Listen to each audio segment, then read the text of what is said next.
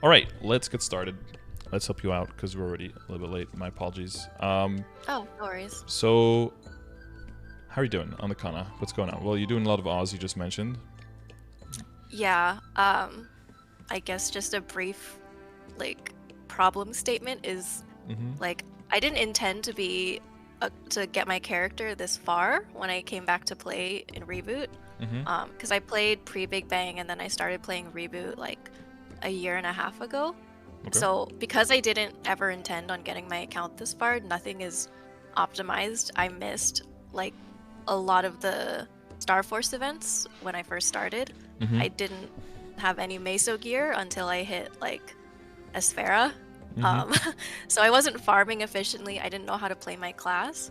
So I've kind of been playing catch-up, and I've been trying to work on a bunch of different things, but I keep getting pulled in a ton of different directions by people that I ask for help. And so I'm at the point in the game where, like, I'm losing motivation because I don't know what to fix, like, and how to fix it. Okay. And what are these, well, is there anything that people tend to agree on what to do, or is everyone just all over the place? I mean, everyone has been kind of all over the place. Some people tell me that I should immediately just do nothing but Star Force. Some people say, oh, you absolutely need to fix your potentials. That would be a better place to start. And then other people say, oh no, just do your Legion and worry about everything else later. So Yeah, so that's about everything that... No one has said, like, go super hard on... No, I saw you're familiar, so nobody probably said that, but... Right, because you have, like, a bunch of uniques that are pretty good, right? If I remember correctly. You got the IED there yeah. because your emblem is magic attack. Yeah, I got really lucky with the emblem. Yeah, what it probably comes down to is like a little bit of everything. But when you get to the point of the game that you're in, and we'll like scroll through everything so people can have like a little bit of a better idea. But when you're at like this point, in my opinion, if you're going to be spending off event, it's always just like brute forcing with major amounts of cash. That's typically not how I do it. Some people do it. If you're main Kanna and you play a lot, you can do that if you want to. But in general, you kind of let whatever you do be guided by whether there's an event going on or not. That is how, you know, it tends to be. Your Legion was like at 7k, if I remember? Or like almost, sort of. Yeah.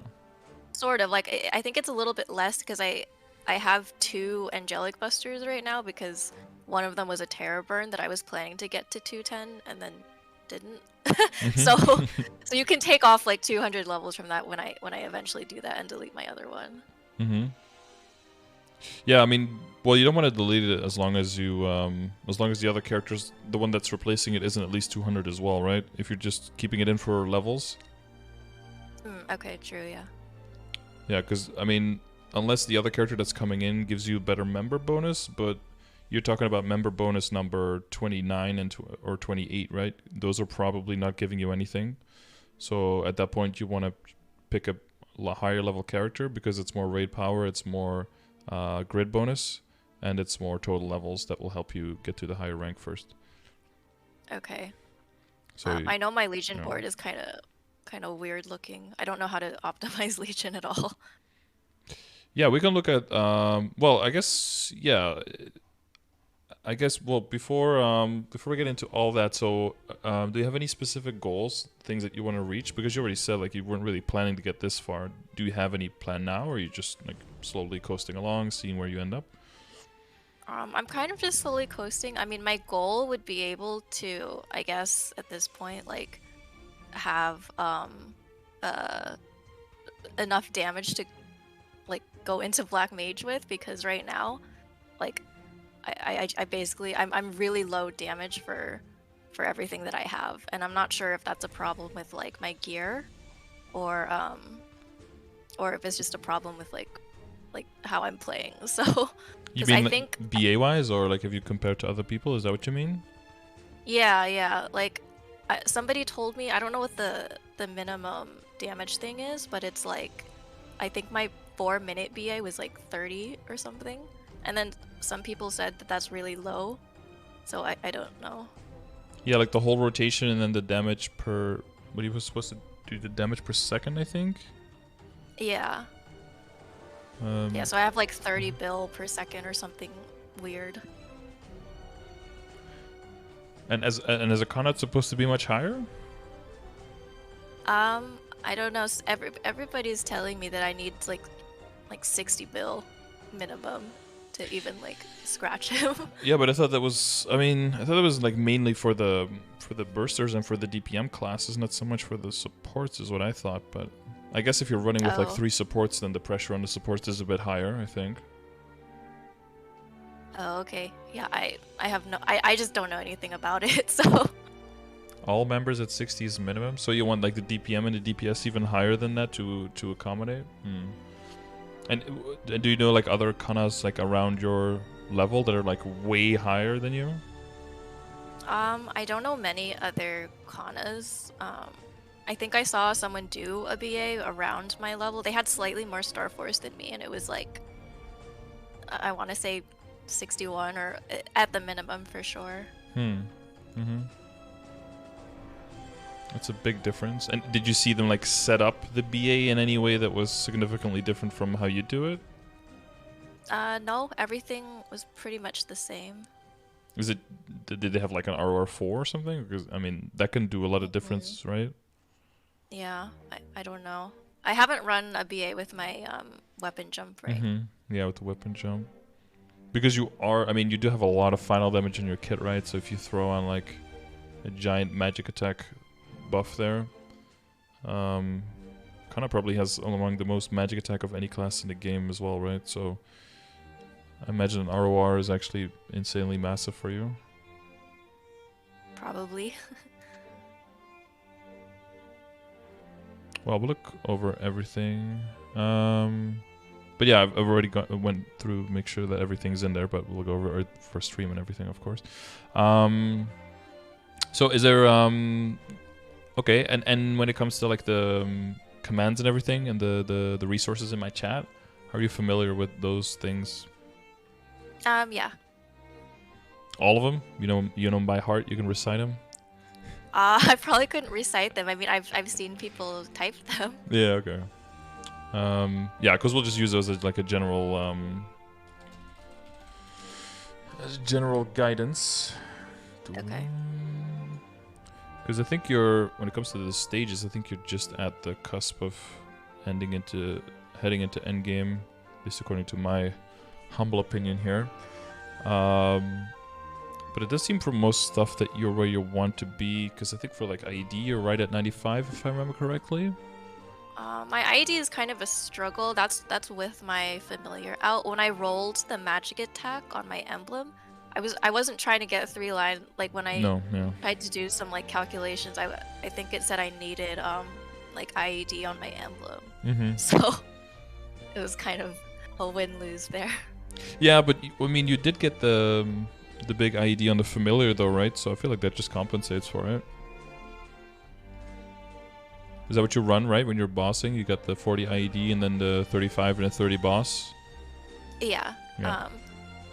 I'll swap out with the healing fam on whatever boss.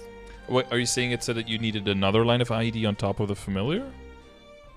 No, it was saying that like I needed, like if I didn't get the familiar boss, then I would have needed like an IED on my emblem.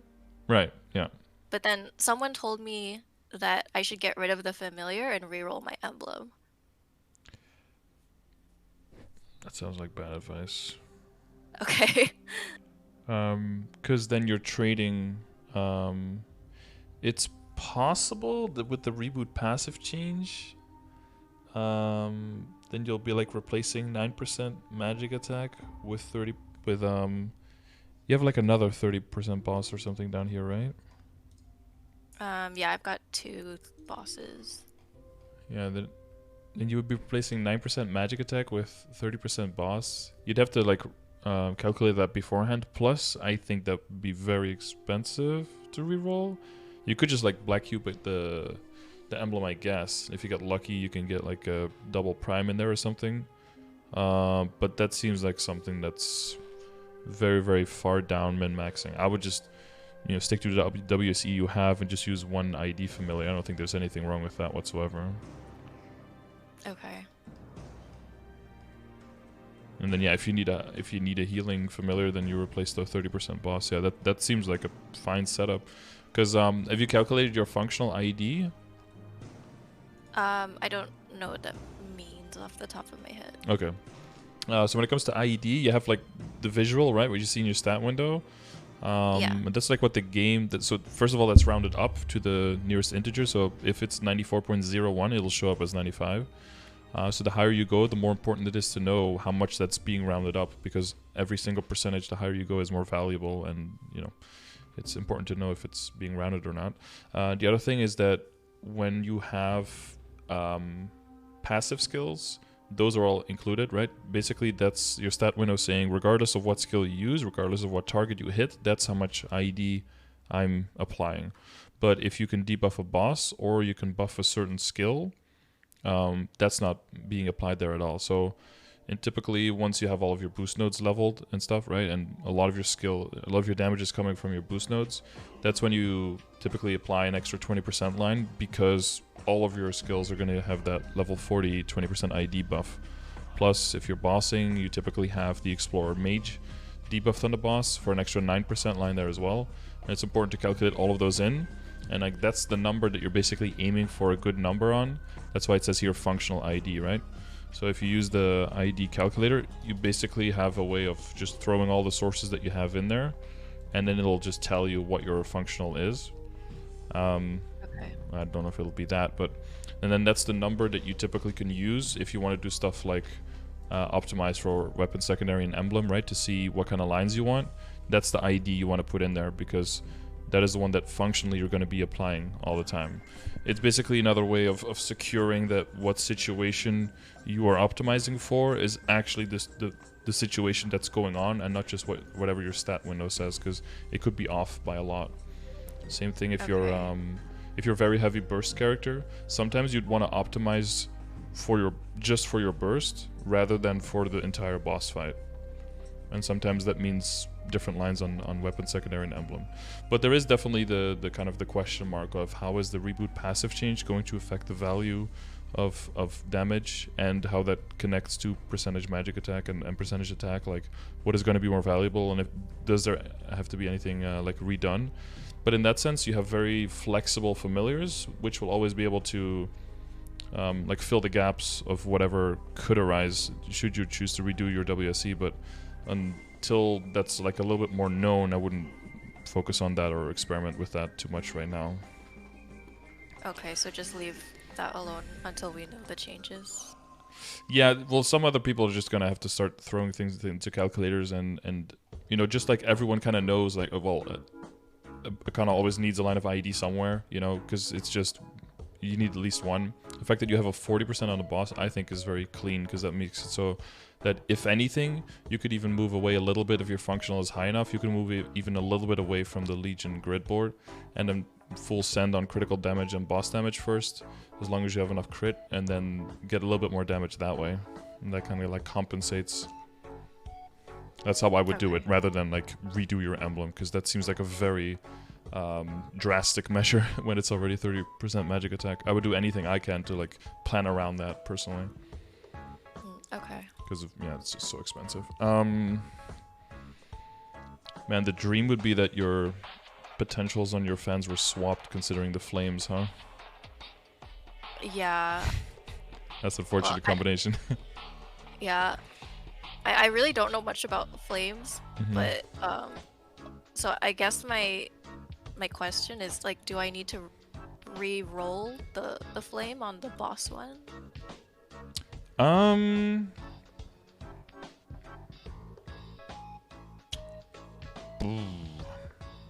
Because originally the one that has 3-line is the one I was using as my main one. And then when I got the 3-line, somebody told me I should use that one as my secondary, so I just swapped them. Yeah, no, like in the current setup, I'm pretty sure that that's the...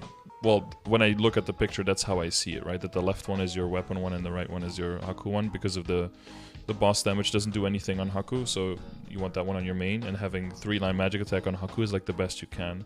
If it's tier 6 at least, then for Haku that's fine. tier 7 would be like the dream, but it's never worth to try to aim for a tier 7. That's just because you're, you know, you get like a percentage, right? You get, what is it, 42% I think with decent combat orders.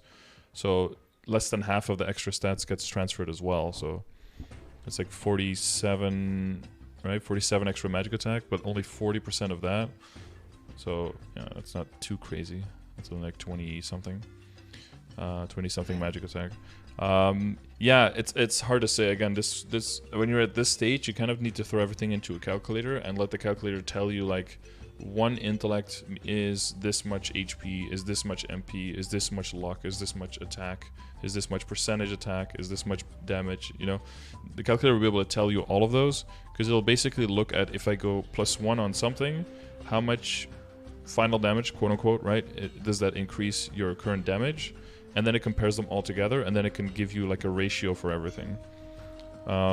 In my brain, I can't do those maths. Like, this is like some 16 head shit. But it's a lot of magic attack. But since you already have so much magic attack, I could definitely see like a mathematical situation where if you go for tier 6 plus damage and or boss damage, that it ends up being slightly better than this.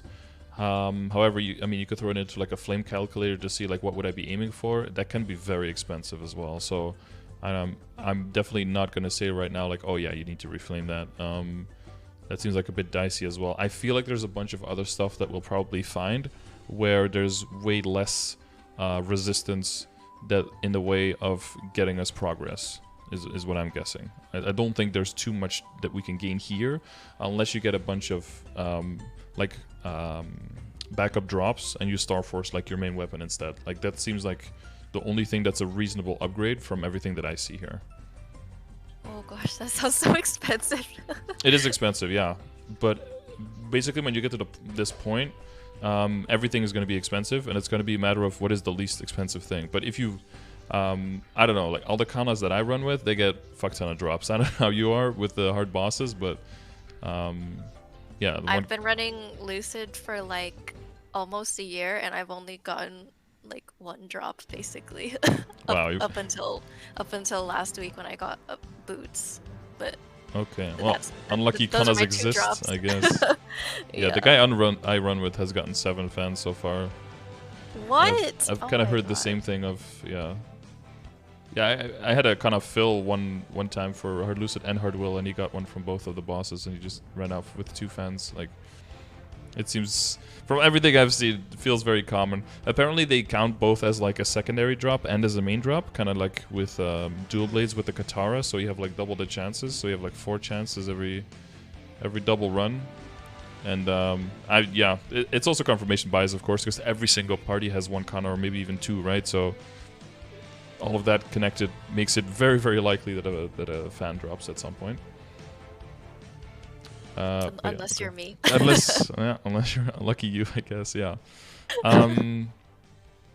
Yeah. Let's go through like one thing at a time. See if we can min-max a little bit on individual stuff. But yeah, in general, it's going to be a matter of saving up and waiting for big events. And the second thing is like going the path of least resistance, right? So where you have the most backups, where you have the least risk of making an upgrade, that's where we'll push first. And if you want to be sensible, unless you want to be YOLO, then you just send everything and probably cry because that's what ends up happening. Yeah. We're trying to a little bit sensible route. These are your drop familiars: large amount, auto steal, and 6 autos. Yeah. Okay, cool. And where are you training at? Are you just limiting it up, or? Well, for when I do Meso stuff, I'm still at 2.5 and then when I do EXP, I don't really know where I should be training for EXP. I've been doing like some of the maps in Cernium when they're like burning, but I don't train for EXP very much anymore because I did like a big leveling push from like 260 to 270, and then I was like, I'm never doing that again for like a couple months. Yeah, there's currently do you still have the goo buff going on for the extra EXP? I don't know, because when I wait, let me look. Yeah, I should be able to still see it in the on the left. Okay. Yeah, I think I do. Mm-hmm. Oh yeah, I do. But I think we have it until the next patch, so there is still the extra EXP, right? And the what is it, Rune EXP, the Orb EXP, and the regular monster killing EXP. Yeah, I used this event to push to 275, but then now I completely stopped doing that as well. Because if you do have Black Mage in the future, I mean, it would be cool to be 275. Because the other thing is that even if you meet the BA, but you don't beat the level, you're gonna lose even more damage, right? Because of the final damage penalty because of level difference. Yeah. So if you're already, you know, if that's already like the question, if you're gonna make the damage requirements, if you don't meet the level, then it's gonna be even hard, like way harder to reach that.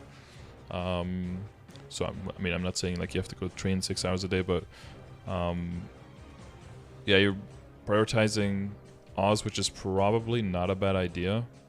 But then when Oz goes down, it's probably a good idea to see if you can pick back up training. I'm not 100% on where Kannas are training these days. I myself have trained in Burning Cernium. I don't remember if I saw Kannas there. I saw Adele's in my map. Maybe a Kanna here and there as well. Let's see. But you've tried regular Cernium, right? You find your kill speed there to be quite good? Yeah, I was training in the first 2 library maps. Mm-hmm. But like my problem with training is that like if I'm training for EXP, then I can't be wearing any of like my Meso or drop gear, because then I don't one-shot the mobs. So I basically am canceling it out. Yeah, but I mean, if everything goes well, you get a like double or more than double the EXP, right? Yeah. Yeah, I mean it's a price to pay for sure, and the authentic power and everything is growing along nicely. Sorry, sacred power. We have a different name. My bad. I'm at 100. Because that's a major block for your damage there as well, right? That's kind of what stops you from going to Burning Cernium typically. Yeah. But you're keeping up to speed with that?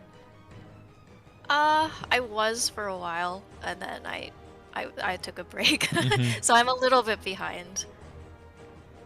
Yeah, I find that to be one of those things where you just need to find a few people that you know are also doing it. It's kind of like going to the gym by yourself. Is also kind of like, it's okay to do it for a while, but after a while you I drop that.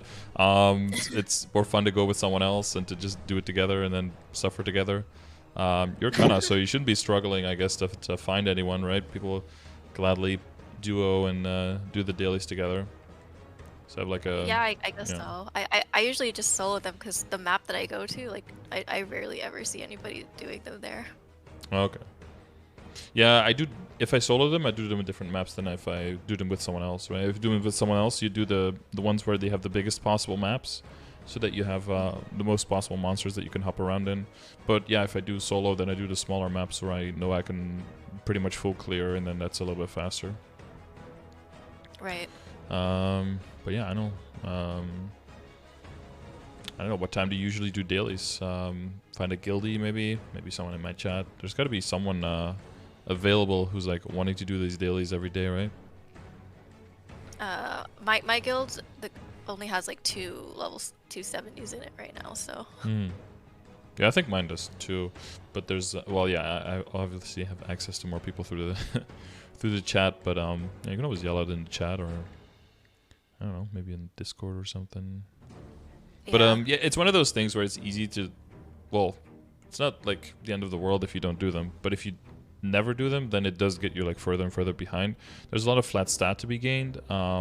The access to the higher level areas gets slowed down, because whether you're training in Cernium or Burning Cernium, you're gonna get the same kind of like cut in how much EXP you can get, but same cut in how much Meso you can earn.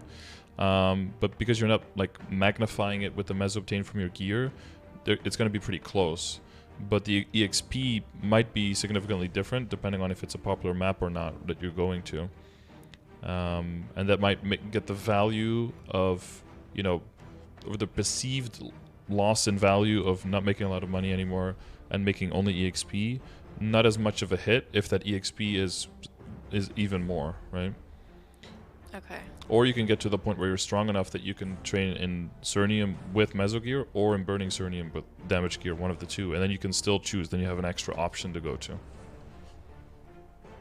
Do you think it would make sense to spend money re-rolling my like Meso gear to have like 2-line int on it?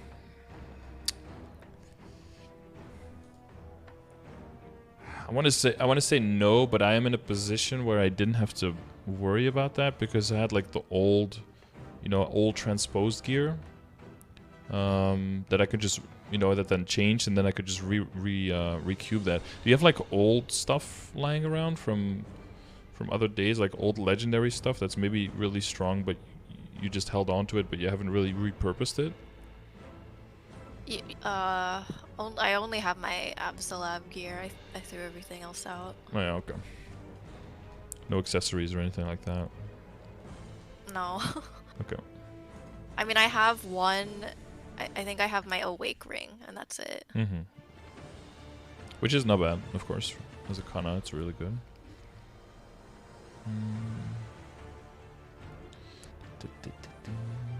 Oh, I said that your spear ring is also locked. Does that mean you can't do anything with it for extended time, or? I just locked it for 1 month, and I locked it because I 22 started. That was like my, and then I got 30 int on it, so I thought I was done. Mm-hmm. Maybe you thought you were done until the people told you that you. Am I not done? Should I? No. I was looking at another superior ring. No, it's fine. Oh, okay. You have the drop rate is also or the Meso one is also superior ring. Oh yeah, I ended up just making a different ring because I wanted to keep that one. Mm-hmm. Yeah, no, I don't. Yeah, I usually just don't lock items, so I was just wondering.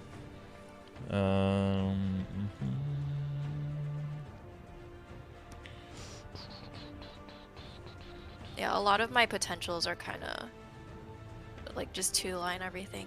Mm-hmm.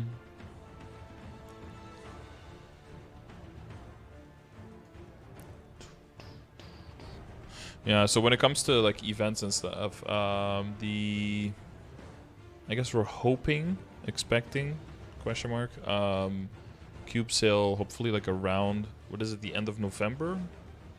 Or somewhere between the end of November and the end of the year is the hope, but of course we can't really count on that. The only thing we can really count on is that Star Force sales come back, right? Star Force events. So that'll probably be the main thing. Before I get into the events, into the equips, let's make sure that everything else is on point. If you're doing Oz now, hopefully you get a ring. That would be nice.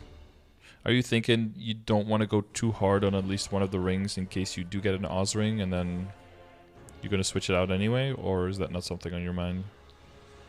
I honestly don't even know what I'm supposed to do with the Oz rings when I actually get them. So I've just been running it because people told me to for the event. People told you to?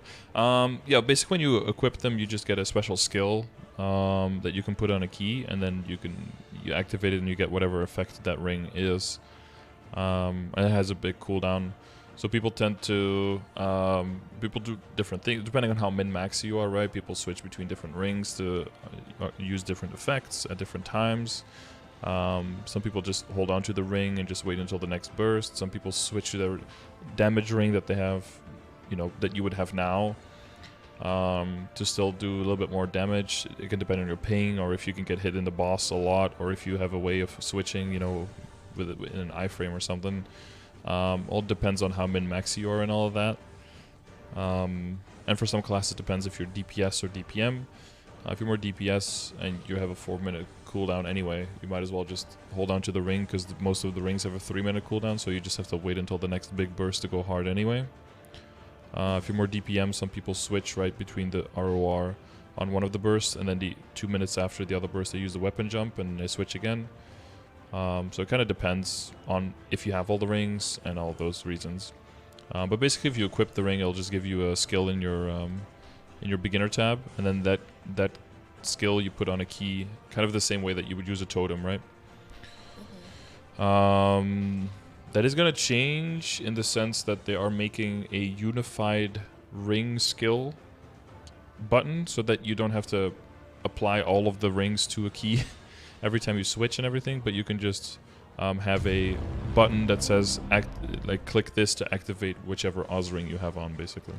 So that's gonna make that a bit simpler. But yeah, that's where the whole Oz thing is trying to head. Okay. But yeah, so some people see that as a reason to be like, okay, well, I guess one of my rings I don't have to push as hard, right? Because if I'm going to be replacing it in the, you know, if you're just doing solo bosses and it's a 17-star ring or an 18-star ring versus a 21 or a 22, that doesn't necessarily mean that, you know, you're not losing that much damage, it's whatever. And then when you're bossing, you're going to be relying on just bursting during the Oz ring anyway. So does it really matter? You're not going to be switching rings in between. So for some reason, that's a reason to not go as hard on at least one of the rings. Okay. So yeah, like I knew that the Oz rings give skills. I just wasn't sure how to like mechanically put them on or take them off, or like when. Yeah, it also depends on which ring it is. Like some classes will take Risk Taker, which is basically gives you a huge buff, but as soon as you get hit, you lose the whole buff. So not everyone can use that, right? So usually the classes who use that are the hero classes, because they have Freud's Blessing. I don't know if you're familiar with that skill, but basically you stack it a bunch of times, and then when you get the full effect, you get 30 seconds of invincibility. So that synchronizes perfectly with the ring. So you get your 30-second iframe, then you pop that skill for the ring, and then you go crazy for 30 seconds and nothing hits you. So that's how they use that one. If it's an ROR, you have a Ring of Restraint, then you have an area of effect that if you stand in that, you get your buff, but as soon as you get knocked out of it, you lose, like the effect disappears and you lose the whole buff. So for that, it's important that the boss is static, it's important that you don't get knocked around, that kind of stuff. So depending on which ring effect it is, that might also affect where you use it and when you use it. I'd see. Okay.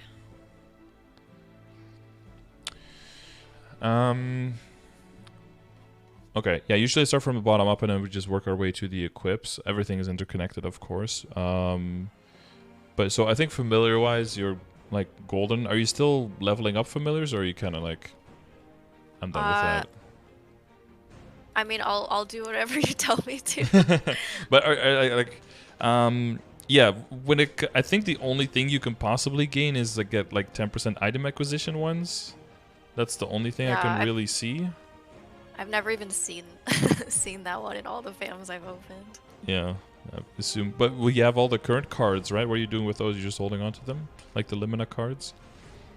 Yeah, I think I still have a bunch of them in my inventory. I've been like, whenever I do train in there, I do open them and I level them, but I just haven't gotten anything useful. Okay. And there's maybe another character in your account or something that you would consider. There's another Kanna there, I see.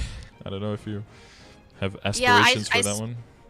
I mean, I started to make another Kanna because somebody, like, when I got to like the 270 area, I realized that if I went to 275 eventually, I couldn't train efficiently at 2.5 anymore with the, I don't know how much it is reduction, but or that's what somebody told me. So I was starting to make another Kanna, and then I kind of got lazy and didn't do anything with it. What was the goal of the Kanna? Was it income? Was it droplets? What was the? It was for another Meso character. In case I just wanted to purely go for EXP on my main. Yeah, I see. Yeah, I mean, I already felt bad enough maining Kanna, and then I had to make another one. And yeah, well, might as well go all the way, huh? Let's see. I mean, that one can slip into. Kanna's just sitting there. That one can like slip into making money real quick though. Like it's not. Right, it can properly already kill in Lachaline and stuff. You can already get some pretty good rates there. Yeah, I haven't ever Meso farmed with it. I don't have any Meso gear on that one at all, though. Okay, yeah. So that would have to get that investment, yeah. Like, do you feel like you need a lot of money to make your account grow? Like, what does your income look like in like a week? In a week, if I train every day in a week, I think I could make like maybe 10 bill, or well, probably more than that. But that's like if I really went hard training every day. And is that more than what you want to have, or is that less than what you want to have? Well, I feel like obviously when I do events, I try and have like 20 to 30 bill for the event. But then compared to all my other friends who like get money for events, like they're always telling me that that's just not enough. And I guess it's not because I haven't made significant gains every event. So yeah, I don't know. I mean, you could never have too many Meso, I guess. That's true. That's true. But well, I wonder if it's true. I think there might be a thing where you have too much Meso in the sense that, let's say that you want to make, there's like a certain level of strength you want to get to, and there's like a certain amount of money that costs, right? You can go way overboard and be like, oh, better have too much than too little. But then if you end up doing a whole bunch of stuff that you don't really want to, or you're like not sure if you need to the whole time, and then you end up with a whole bunch left and you feel like you wasted a whole bunch of time, that can also feel not so good, right? Yeah, true. But yeah, I get what you mean. And I guess you're feeling like you're looking at, I need to double my damage basically, right? So pretty much it's gonna cost a lot. I do get that point of view. Yeah. Yeah, I guess the last thing to specify, what is the, not the last thing, but like, right, something to specify, the current event buffs, what do you have active right now? Like, is the crit rate active? Let me look. I kind of stopped doing goo battle because it was just so awful. Yep, just sitting there AFK. No, I only have the first 2 buffs in the goo tree, the goo battle active, because I just really didn't want to do goo battle. I probably should have. I mean, they're not that great, honestly. They were like weak versions of all of it. Like the last one is 10% IED. It's not even like a 15 or a 20. It's kind of whatever. I like the goo battle for that sense, where it's like if you didn't really want to do it, you could also just skip it, and it's not that big of a loss. Which I like that, because if it's too good to pass up on, then you're basically forcing everyone to participate. And if it's already like the daily thing that you need to do is you need to do a PvP minigame with major amounts of lag and stuff, like, yeah, that's... I'm glad that they didn't go too hard. Yeah, you have 99 crit. I bet you're very happy with that 99. It's always a... Do you see a lot of non-crits? 1 in 100.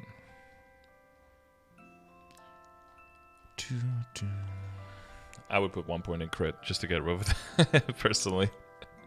Like in the Legion board, I would like... I wouldn't be able to. I wouldn't be able to resist to just put 1 point in there just to have it at 100, but that's just me. Well, we can look at Legion grid a little bit. So when it comes to Legion itself, are you just still building up characters? Well, you have over 40, so you'd have to start sending some characters to 200, right? Yeah, I was working on my Demon Avenger.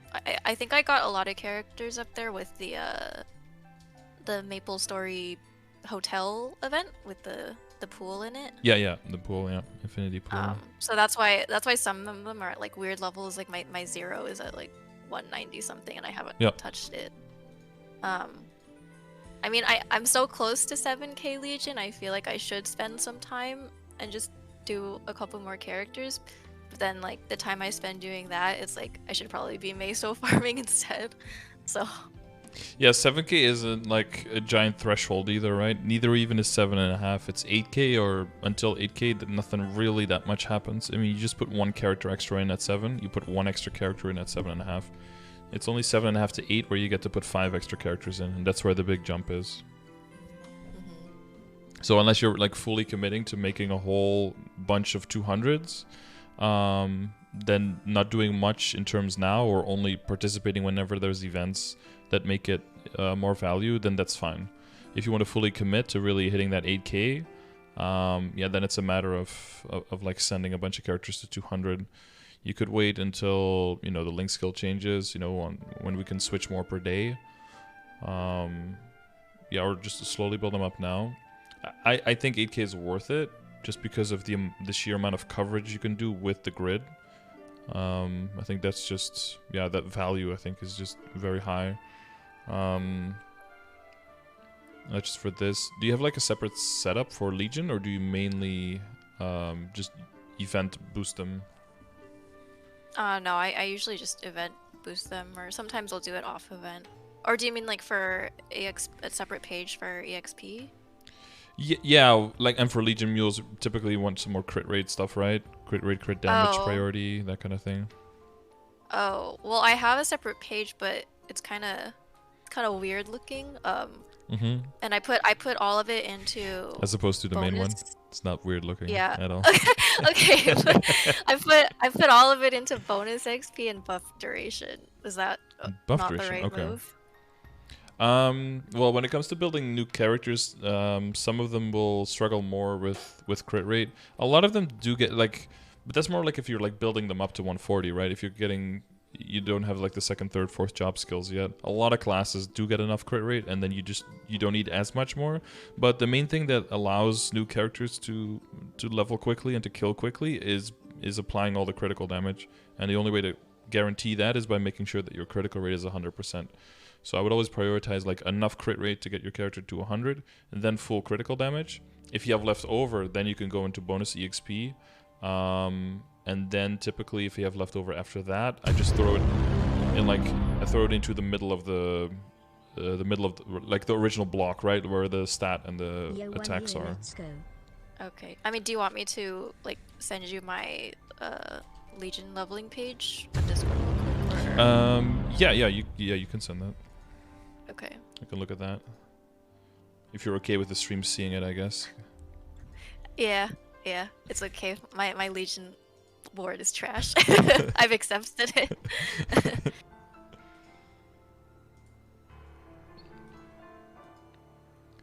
Let's see. Okay. I'm gonna Legion. I'm gonna send you something, and you're gonna like it. Okay. I think you've seen this before. Okay, I did use this once, and I think, and then I couldn't figure out how to use it again on my main page, so I just started moving stuff around myself based off of that original design that I had, and that's why it looks the way it does. Okay. Yeah, it's like half a windmill blade going on. Yeah. Yeah, so I think what's would you use this one on your Kanna as well when you're training? Yes. Yeah, I do. Do you find a lot of benefit from the buff duration? It's gonna sound so stupid when I say I don't know.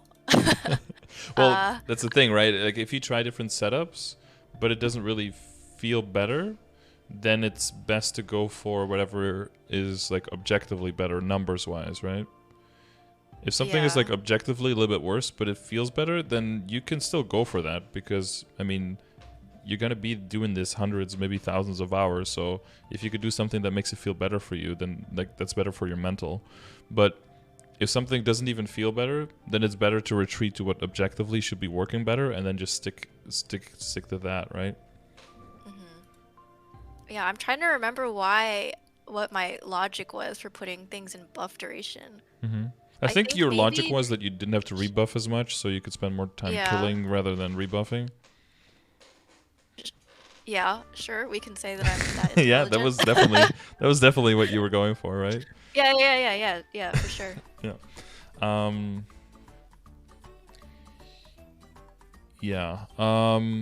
Well, all of this is like a big puzzle, but I have to like see this part. We see where we're at with that. Double check your hyperstats. I feel like it was 10 energy, crit damage. You have more points than this? 10, 11? No, because you go for an extra 10. Oh, yeah, I have, sorry, it's not pictured, but I have, like, 8 points. Let me check. In EXP probably, right? I have 9 points in bonus EXP right now. Yeah. Okay. Yeah, because I think you're probably at the point where you want to min-max on your hyper... Do you ever switch around your hyperstats? I'm guessing no, right? No, I don't. Yeah. I'm told I should, but I just don't. Yeah, until you get pretty high in levels, I don't really advise doing it either because it's more work than what you get out of it. In KMS, they have presets at this point, so that is hopefully soon on the way, where you could just make a preset for mobbing, a preset for bossing, and then, you know, do whatever you want with the third one. And then you just click switch, and I think you pay 5 mil or something, and then boom, it's instantly done. So, you know, that's the dream.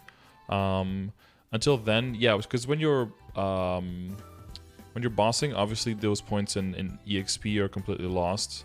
And if you can get, you probably go for more. I think considering your stats, you probably want to maybe go for one more in IED up to like 13, and then maybe one more damage and boss damage, something like that, is what I'm guessing. Okay. But again, calculator can do that much better. Oh, if you have, this is like very unfun, but once you have put everything into a calculator, all of the numbers should just come rolling out. And again, this is also something I don't really advise if you're still building up and everything. But once you are at the point where your leveling slows down tremendously, and you do want to make sure that you're optimizing all the stuff that you have in your account, throwing everything into like that big calculator will help you better understand what is better than what, because it will just tell you like, hey, if you switch this out for this and this for that, you can increase your final damage. Now there's the extra layer, of course, of character control and, you know, knowing everything to do and having all the pieces and having the rings, you know, the RORs and all that stuff.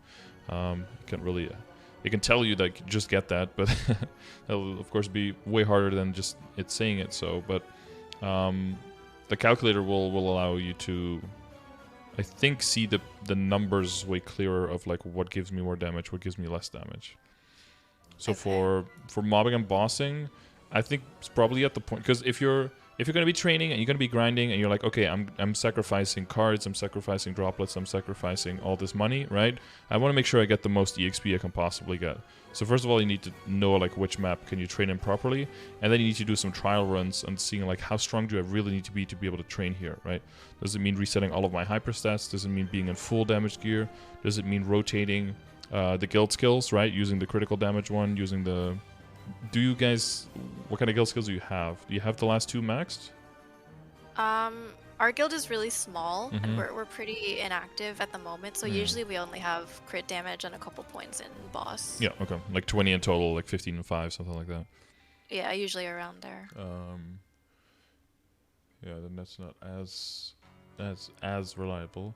But there's a bunch of extra buffs, right? Like the DRG buffs, your monster park buffs, your like even your legion damage buff. There is a bunch of stuff that is accessible, and you want to know how strong do I need to be to do this. The sacred power, you have almost 100. I think even in burning, most of the areas require 100, right? And the regular Cernium is like 70, I think, or am I way off here? 50, and the library is 50. Yeah, so you do max bonus damage already there, right? With your 90? Yeah, in damage gear I do. Yeah. And then burning it's up to 100, yeah, for most of the maps. 70 and 100. Oh. Yeah, if we can get you to the point where you can choose to either train in Cernium, in Meso gear, or in Burnium and damage gear, that would be nice. Oh, that does raise the question. Do you have like an old spider familiar? No, I wasn't playing during that time. Do you have something with a line that's the equivalent of that? So the large drop of Meso and item drop rate in like one shared line? Oh, no. Okay. Was I supposed to keep those? Well, it's kind of nice because it gives you... the thing is, if you want to switch into making decent money, you don't want to have to switch like full drop and full Meso accessories, because that's really, really difficult if you're swapping like 7 or 8 or 9 pieces around, right? That you lose so much damage at that point. So ideally what you want to do is you want to get 2 pieces with double Meso and then 1 with Meso and intellect, and then just have your 5 lines of Meso concentrated on those 3 items, and then you just wear Meso gear and drop rate gear, and damage gear. And then all of your drop rate will come from Inner Ability, Holy Symbol, and maybe some buffs, and then from the Familiar. If the Familiar can get you to 60% Meso drop rate, then that'll be enough to make sure you always get a bag. And then you're only dropping like 40% drop rate of the Familiar for in return for 60% Meso obtained, and then you can always get a bag, because there's not much dropping there anyway, right? You're just losing a little bit of node drop rate, which is whatever. Yeah. So that way you can lose minimal damage to gain maximum Meso, basically. Okay. Somebody told me that the Meso line on the familiars didn't actually do anything, so I just usually toss that one out if I ever had that. Yeah, that's a good example of like half information. It's technically not wrong, but it is only right provided that something else has already been fulfilled. So you need 67% drop rate increase to make sure that every monster that you kill always drops a bag. So most people, when you're in like drop and Meso gear, like any kind of combination set, you always have that much drop rate, right? Because of Inner Ability, because of the Familiar, because of Holy Symbol, because of the drop rate on your gear, whatever, everything combined, maybe even drop coupons, you have way more than 67. So if you have more than 67 already, outside of the Meso obtained from the Familiar, then the Familiar Meso obtained doesn't do anything anymore. But if you don't have all of those other things, then you might still need the Meso obtained from the Familiar to hit that number. So that's the situation I'm talking about, because we don't want to have to switch all of your rings for drop rate rings to make sure that you can secure a bag, but then hurt your damage so much that you can't kill properly anymore, because then you're not actually gaining more, you're losing more, because you're not killing fast enough. Right. Okay.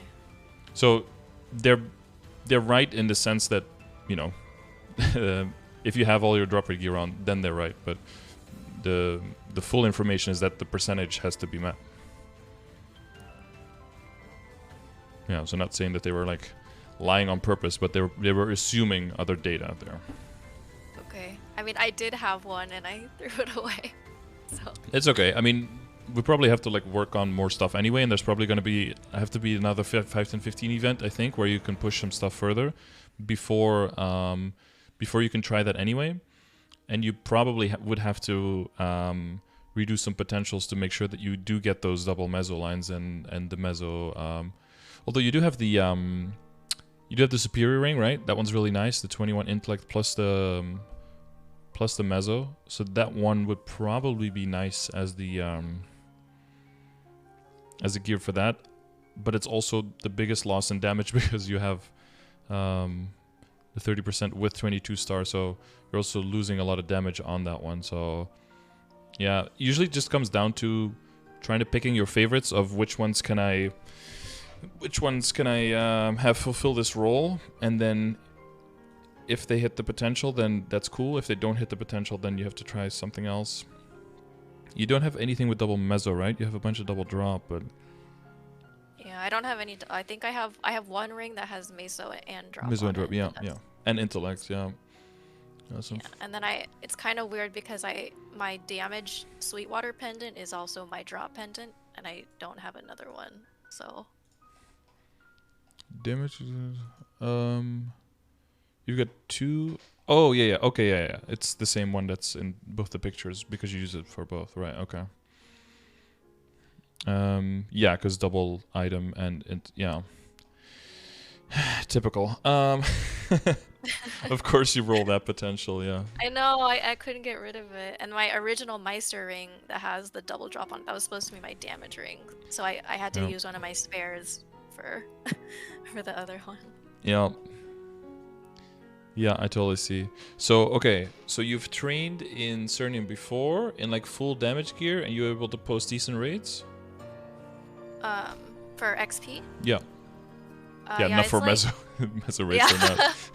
I mean, my Meso rates are like, 300 mil. Yeah, I think that's Um, really good. I don't know, like if I'm full training and I'm still making 300 mil an hour on the side while I'm actually just trying to get as much EXP as possible, I think that's really good. But I guess if you're used to making $1 bill an hour, then it seems worthless. yeah, But, I'm just a Kanna, so Mhm. I shouldn't complain about anything. Yeah, your standard basically. is just very high, I guess. Yeah. Yeah, it's skewed. I think XP wise, before I was 270 when I was training in Cernium, I was making like I think 14 to 15% XP, and now that's assuming I had high burning and all like the XP modifiers, and then now I think I did one XP session there to see what it was, and it was like around 10% For wait, 2 hours. For 2 hours in Limina? In 2.5? Oh, in Cernium. Oh, in Cernium. Okay, yeah. Yeah. At 2.5, I just trained there for Meso, and my XP rate there is like 2%. Yeah. for Okay. 2 I was gonna hours. say, yeah, it's way lower. Yeah, okay. Yeah, so you're getting like 5 times the EXP rate, and then like a third, a fourth the Meso, something like that. Yeah. Yeah, depending on what you wanna reach, both is good. So, what kind of Meso are you sitting on right now? I currently have 3 bill in my inventory. Yeah, because you're I going harder on spent- Oz, right? So you're not training as much now. Yeah, and I had 40 bill for the recent 5, 10, 15, and I spent all of it. So I only recently just got my my 22 earrings and 22 ring, and then the rest of the Meso for that event I spent on cubing those items. Yeah, I don't even have 22 earrings and rings. So I just I'm a 21 gamer. I just get everything to 21. And then if I get everything 21, then I can start thinking about 22s. That's how I look at it. I would love to be a 21 gamer, but every time I'd Star Force, everyone who's watching me is Yeah, like, I'm gonna say 22 or bust, 22 or bust, and then I end up blowing everything up. So that's a combination of things of like expectation stuff, right? So if they are spending way more time, if they're making way more money, and in part they're doing that because of this, right? They need the backup because they know that either they're gonna get pressured or they're OCD about 22 or nothing. Then you need to make that money to make that work. For me, I don't need that, so I instead just make less money, and I'm okay with making less money because I don't have that mentality. Sometimes I'll stop at 20, like I'll be fine with 20. In my opinion, if you get everything to 20 first, like that's fine too. Then try to get things to 21 one at a time, because if you have everything at that high star, if one thing blows up, it's no big deal, right? If you're full 21 and one thing blows up back down to 17, you can still kill all the same things as before. It's just like a mental blow at that point. But if you have everything at 17 or 18 and then you're trying to push it to 22 or nothing, and there's a very good chance you don't get all the way up to 22 and you go back down, you don't really lose much anything either, but you lose so much money, right, every time. Yeah. So from an efficiency standpoint, I feel that going for 20 or 21 first until like everything is at that point, and then tapping it later up to 22 when you're already, because if you can hit that threshold where you're strong enough and you're doing your black mage runs and all that, and you blow up an item from 22 to 17 or something, nobody has to know. Okay, your damage isn't going to suffer all that much if it's just one item. Or you can save up money for longer periods of time in between events because you don't need the upgrade at that point, right? That's also a big difference, is like, do you need the upgrade or do you want the upgrade? That's also something that you have to decide, because you can always spend, right? There's always something to get better on. But the question is, does it make sense? Is it something that will really help you? Or is it just sometimes it's something that you want. That's fine too. But you have to really decide. If you want it, then you also have to, that comes with the responsibility of all the work you have to put in, right? That's like connected to wanting it. Yeah.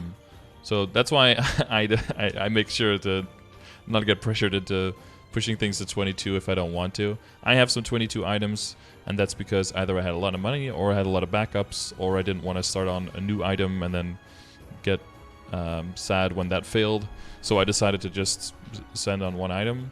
But 21 to 22 is where most things go wrong, right? So you have to be like prepared for that risk. And I think there's like enough stuff that you have. I mean, it's mainly what is like your pendant and some of the rings, right? Where you still have decent gains to make on your way there. Another thing I would say, because you said like you can make 10 bill a week, like, you know, if you're trying hard. Otherwise, it's probably like closer to 3 to 4, right? Because of just static income, bosses, that kind of stuff. If you just look at the game at this point, like 1, 5, 10, 15 to another, because at this point, 30% offs just are nothing to you. You just basically skip those. If you want to use 30% offs, you're looking at other characters to try to bump things up to 15. 5, 10, 15 is like the only event you're looking for at this point. Okay. And that's typically like, at least like 8 to 10 weeks apart, right? So if you can make something like on average, let's say 5 bill a week, then you're always looking at 40 to 50 bill at least, right? And plus, when it gets announced, you'll probably get some motivation, push a little bit harder the last weeks, and you can make something more. So I feel like with the way that you play the game, the way that you're describing it to me, it should be okay to always get 50 to 60 bill. Which means, my opinion, like at least Star Force-wise, still significant gains. You have a lot of droplets. We are looking at winter event with a lot of droplet backups.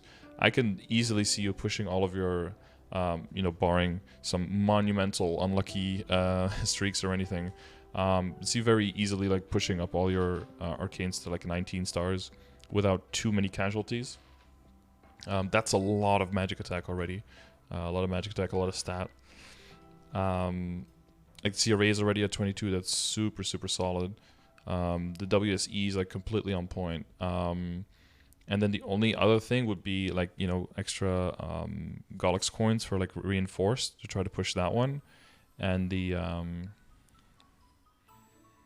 is it the Meister? Yeah, there is talk of the no boom room, right? So, well, not talk. That's now announced. And no boom room is ideal to do like Meister rings and Gollix stuff, so that you don't have to safeguard at all, and you can just full send it up to 15. So that might be your time. So should I be crafting? Should I be spending time crafting more Meister rings at this point? Probably. So you're using 21 Kanna and then 22 Sphere. Yeah. Yeah. What are you like with Master? With Meister, are you building up to that? Have you maintained that? Hadn't been. Well, okay. I only ever did the Meister ring. I only did that whole thing one time, and I think when I did that, I had, like 5 Meister rings, and I blew up 3 of them, and then the one I was trying to 22, I got the I rolled the item drop on, and then the other one, it was just my last copy, so I stopped at 17. Yeah. And then I never did anything with Meister ever again. Yeah. I've got 6 primals at this point. Yeah, and when it comes to the... You have 1 Dominator backup? That's the only one? Yeah, I blew up like 5 of them at the 5, 10, 15. Wow. Trying to do my pendant. Trying to do the pendant. Okay, no luck there. Yeah, I mean, there's nothing much you can do there, right? It just means that that's now one that you have to take your foot off the gas a little bit. If you had like 4,000 Gollix coins, I'd say like, fuck it, try some superior straight up. But you're not really in that position either, so that's not like a... Do you still have the old Gollix coins? Did you ever play back then? No, I played like on Windia pre-Big Bang from like 2008 to 2010, and then I only came back like a year and a half ago. Back when like middle school or some shit. Yeah. A lot of people played this game when they were super young. And now that I look back, it explains so much. True. Because I always thought that people were like, I don't know, acting pretty immature. But I was like 17. I think most people I was playing with were like 10 or 11, which makes perfect sense that there's like a little bit of a gap there. But when I was that age, I didn't really realize that, I guess. But yeah, most people played it in middle school, right? Yeah, and here we all are again. Yep. Trapped in the mushroom game. Everyone just came back. You know. You do say you never quit, you just take long breaks. Yeah, I don't have a lot of spares of anything anymore, and I've blown up like I think a total of somewhere around 18 Kanna rings up to this point. So Yeah, it sounds like the universe wants you to stay at 21. yeah. Which that's fine. I think it's I think it's fine to just wait to try to get to 21, wait at 21, and then just hold until you have a bunch more backups and until everything else gets to that point. Because I don't know if you use calculators much to like see how expensive things are and what the odds are. I personally have not, just because I'm really bad with like stats and numbers, and I get confused when I try and enter the stuff. Okay, because I think once you see the numbers, I don't. To me, it's intuitive, but I don't know if it's to you the way you're describing it. But like, well, we can try. But if you see the numbers, to me, a lot of times that shows up like, oh, this is too risky. Like, I don't want to. You know, I don't want to be this person in the stats. You know, so let's take the Meister ring for example, right? So let's level 140. Take off the star catching, right? Because you're not going to star catch always because it speeds up and you fail it sometimes and whatever. So I always want to err on the side of caution. So I typically take a little bit conservative estimates, and then if you end up spending less, that's fantastic. But so like for now, let's take like a situation like for now you don't have a lot of Meisters. You would do it off event. Let's say you're starting at 17, you're trying to get to 22. Just like nothing whatsoever. Like how much is that costing you? So median is 23, average is at 33. Average is always way higher, right? Because you're gonna have some super unlucky dude over here spending 244 bill, and that's gonna like take the average way out of whack. So usually you aim for something in between these two as like a safe spot. You should get close to the median, but of like how much that costs. So that's a pretty big number, right? That's a huge number. This is off event. Median booms is 2, average is 3 point something, but you see the unluckiest guy is at 23, so that's why that average is way higher. This is out of like 1,000 trials, so that's a pretty, you repeat it a bunch of times so that you could take the averages, and then the averages are more reliable, right? If I only take like 5 trials or something, then the numbers are all over the place, because then it's like, the percentages are all over the place, and it's just 3 blocks, and then it's very, just more unreliable. And if you try a bunch of different times, you'll see slightly different numbers every time, because it's just the computer's just generating outcomes and then just showing you all the numbers. Right. So if we replace this with, this is like the most extreme, right? So let's say we do this during event instead, right? We're doing 5, 10, 15. Now, boom, look at that, 50% less. 33%, almost 40% less cost. And you see the booms go down as well, a little bit. So that's already a big difference. Like, okay, this is why we wait until there's events, right? But now we do something like the no boom event that's also upcoming, and we calculate. Goes down even more. Booms go a little bit down even more, because all the way up to 15, you typically safeguard, but you're going to get more attempts. So what if we take safeguard off? Risky. Okay, boom goes up. Not that much, but see how much the cost goes down there, right? Yeah. So that's pretty massive. Then let's say instead of 22, we go to 21, which is weaker, of course. But look at that difference. Look at that boom difference. Look at the difference compared to the very first situation that we had, right? The average booms was like over 2, the median was over 3, the cost was, what was it, 25 up to 35 average? And now we're looking at like 6 to 8.5 bill. And even like the unluckiest 5% of people get it within 26, which is like the standard average without all the events going on. So this is why you wait until events, because your money just becomes worth more. You can do more stuff with the same amount of money. And that's why I kind of don't feel bad when I'm training at the higher level and I'm making like that only 200 or 300 mil an hour, because I'm only going to be spending that money during an event anyway, which means that during an event that money becomes worth way more. If you're going to, full on grind and well, just farm basically, right? And so that you can brute force and you can go way harder also off events, and then during events you spend a lot. Your average value increase to your money isn't as high because you're not taking advantage of spending it at the right time as much. So it does restrict you in a way. You're kind of forcing yourself to play the game a certain way. And if you want more freedom there, then yeah, as weird as it is, you need to lock yourself up in CL prison to get more freedom to progress almost, right? That's almost what it feels like.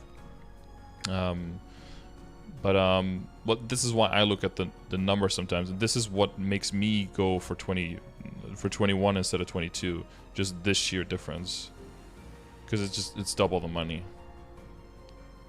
but it's not double the damage, right? Yeah. So eventually you want to get there, but from an efficiency standpoint, it's very inefficient. Yeah, I feel like efficiency is like my whole problem in general, because like I mean there have been a couple Star Force events where I had things at 21 and I've tried to push for 22 when I shouldn't have, and Wait, do you say when I shouldn't have because they blew up? Yeah.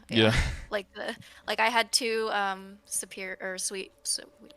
had two superior Galax pendants the last event at 21 and I blew them both up. So that is rather unfortunate. Yeah. And I'm just curious. What is it?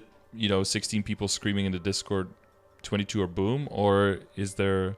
Like, what was the reason to do that? Because, like, in hindsight, you're now like, oh, I shouldn't have done it. But we want the hindsight to be more like, oh, because the outcome was bad, therefore I shouldn't have done it, right? Because, I don't know if you know much about gambling and stuff, but if I give you, like, if there's something and you have, like, 10% chance that it fails, but 90% chance that you win, but, you end up getting unlucky and failing, that doesn't mean it was a bad choice, right? It just means you got unlucky. That still means it was the right choice. But like in this situation, I think it's on the other end. I feel like it probably was the bad choice, but probably because the chance of failing was more. But moreover, because you didn't have a contingency plan, right? A lot of times I tell people are asking like, oh, should I safeguard? Should I safeguard? Should I send? I'm like, are you okay with the possibility of not having the item anymore? Like, are you okay with the fact that if it booms, you lose a lot of damage? A lot of times people are like, no. Then I'm like, okay, then either safeguard or don't Star Force. Like, it's very simple. Because at the end of the day, you're the one who has to log into your character, look at the failure of a pendant, quote unquote, right? And be like, that was a dumb decision every single day. And that's like, that mentally just fuck you. Whereas, like, you have to think, is the possibility of that happening and how you feel about, yourself making that dumb decision, is that worse than how much you would gain getting a 22? Then I think it's like never worth. Because a lot of times people will send a 22, they get the dopamine, yes, 22, and then that fades really quickly. But like the pain of making a bad decision and seeing your item being not done and being reminded of that tends to last longer. So that's like an imbalance between the positive reinforcement and the negative. Some people are like, yes, I have 122 item and everything else is garbage. Like I'm a fucking beast. That works for them. For me, that wouldn't work that way. I would see all the other potential games. Like, I'd never go for 122 star item and then a bunch of 17. I would try to get everything to 18, everything to 19. Because on average, you'd probably spend about the same, but you get way stronger. But yeah. So I don't know what made you like send the second pendant when you already had the first one. Boom. I mean, it was like, I guess one, I kind of gave into peer pressure in the moment. And then the other reason was because it was a fresh pendant, right? So because I had decided that instead of transferring stars onto the superior pendant I have now, I was just going to make a fresh one and then re-potential it all over again. So because I knew I wasn't like losing any damage from it, I was just like, well, I might as well just try and 22 it, I guess. So, okay, hang on. So you have you already had this one, the 17 star with 30% intellect? Correct, yeah. And then you had another one on the side, and then you Star Force that one up to 21? And you had two of them? No, so I had, I think, 5 Dominator pendants, and then I bought two brand new Superior Galax pendants, because I was going to do the Dominator onto the new Superior Galax.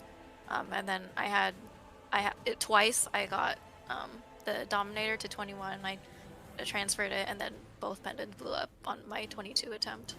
Mm-hmm. Yeah, yeah. But you would have to redo the potential there, right? Yeah, but like, I'm personally okay with redoing potential just because the item's not gonna go anywhere. But if you're okay with redoing potential, then why didn't you do it on your current one? Because I didn't want the current one to blow up. But you're okay with another one blowing up? Yeah, because I wasn't like using that one.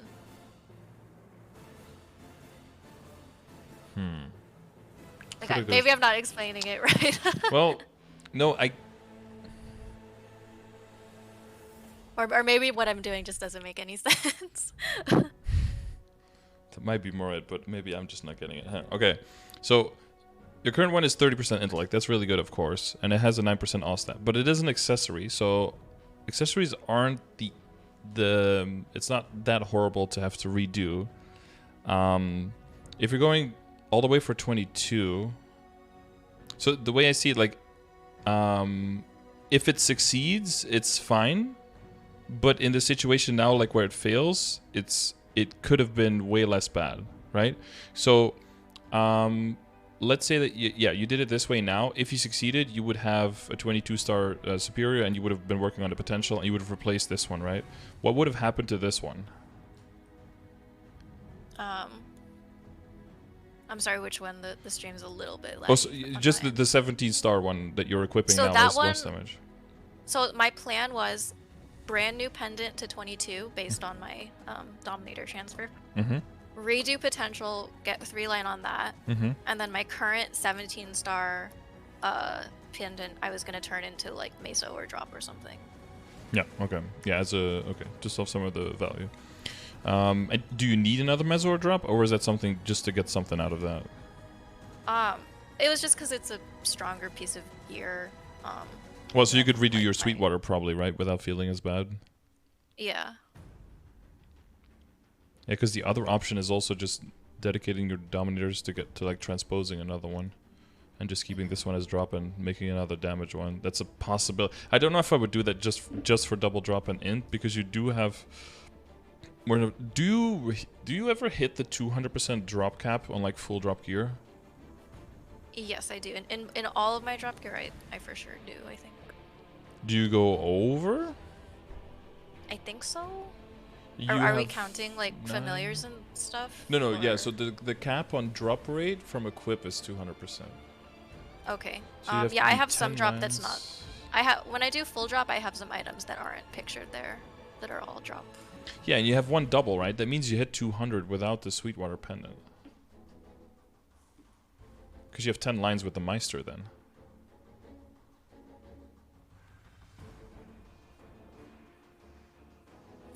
You get what I mean? Yeah. Yeah. Because that means that I think you can reroll the pendant just for full damage. I don't think you have to feel too bad rolling over that. I mean, it's reboot after all. Like, if you were able to sell this, you would, and then just get another one. But it's reboot, so I think that's... Yeah, because... How are you with, like, Dineros? You have, like, 1,000? Did I see that right? No. Oh, 380. Yeah, okay, so that's not even one pendant. Yeah. Yeah, that's probably got to be one of the things where I'm going to have to advise you to work on those, because... do you have your boat leveled up? I'm going to guess no. My what? Oh, my boat. No, yeah. I don't. Well, that's going to be homework task number 1 is leveling up your boat. Unlock the Dreadnought. Okay. I mean, I have enough dinero for 1 extra pendant right now. Yeah, that's not good enough. We want... That dinero is going to go into upgrading your boat. So if you check vessel, do you have like a cargo skiff level 10? Is that what you have right now? Let me see. Yes.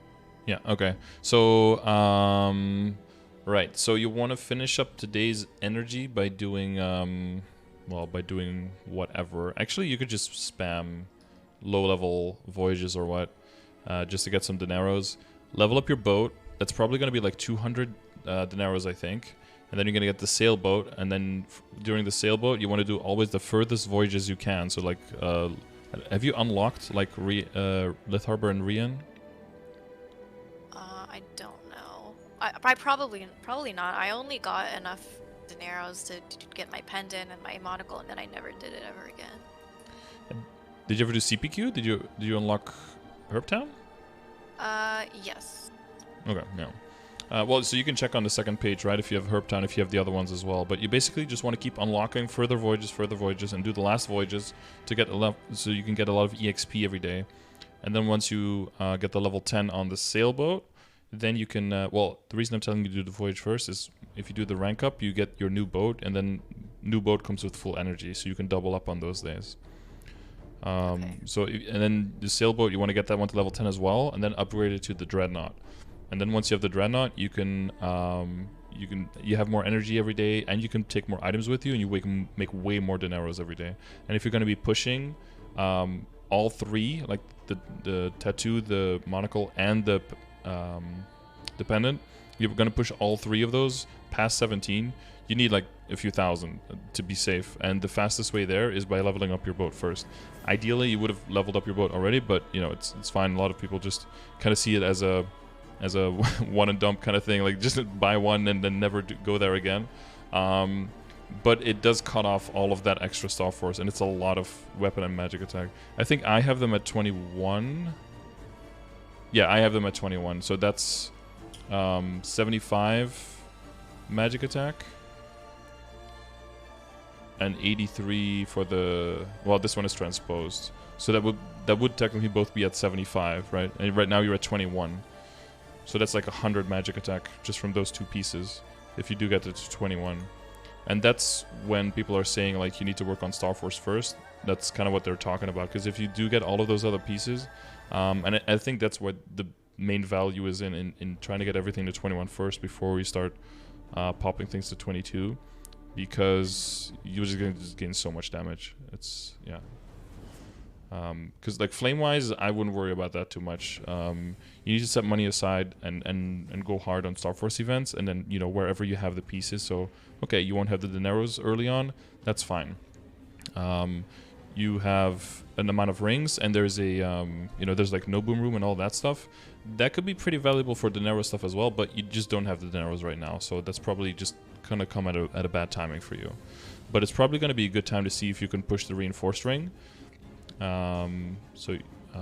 know, that resets from Tuesday to Wednesday, so you can buy one extra at least, and then, you know, have one on backup, do the event.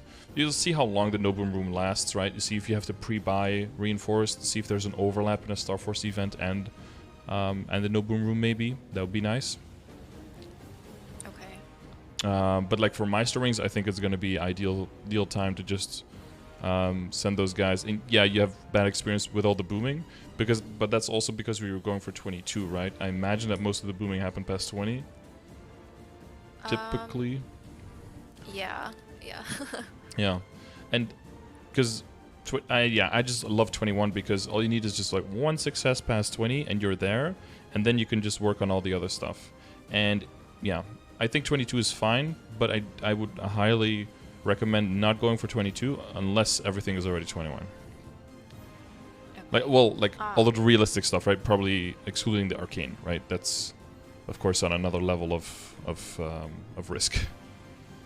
Yeah. Did I hear you correctly earlier that I can actually just re-roll the potential on my current Sweetwater and not have any loss of drop there, or? Yeah, so you go up to 200% from equips, and you said you have enough pieces to have one line of drop rate at least on all of the accessories, right? Yes. And you have double on the... Is this a reinforced? No, the Meister ring, right, has double. So if you have any other pendant with any other drop rate that you can equip instead of this one with just one line, that means that this one can just be completely dedicated to damage instead. Okay, yeah, I've been trying to roll double drop on my greed pendant here and there, but obviously that takes a lot of Mesos. Yeah.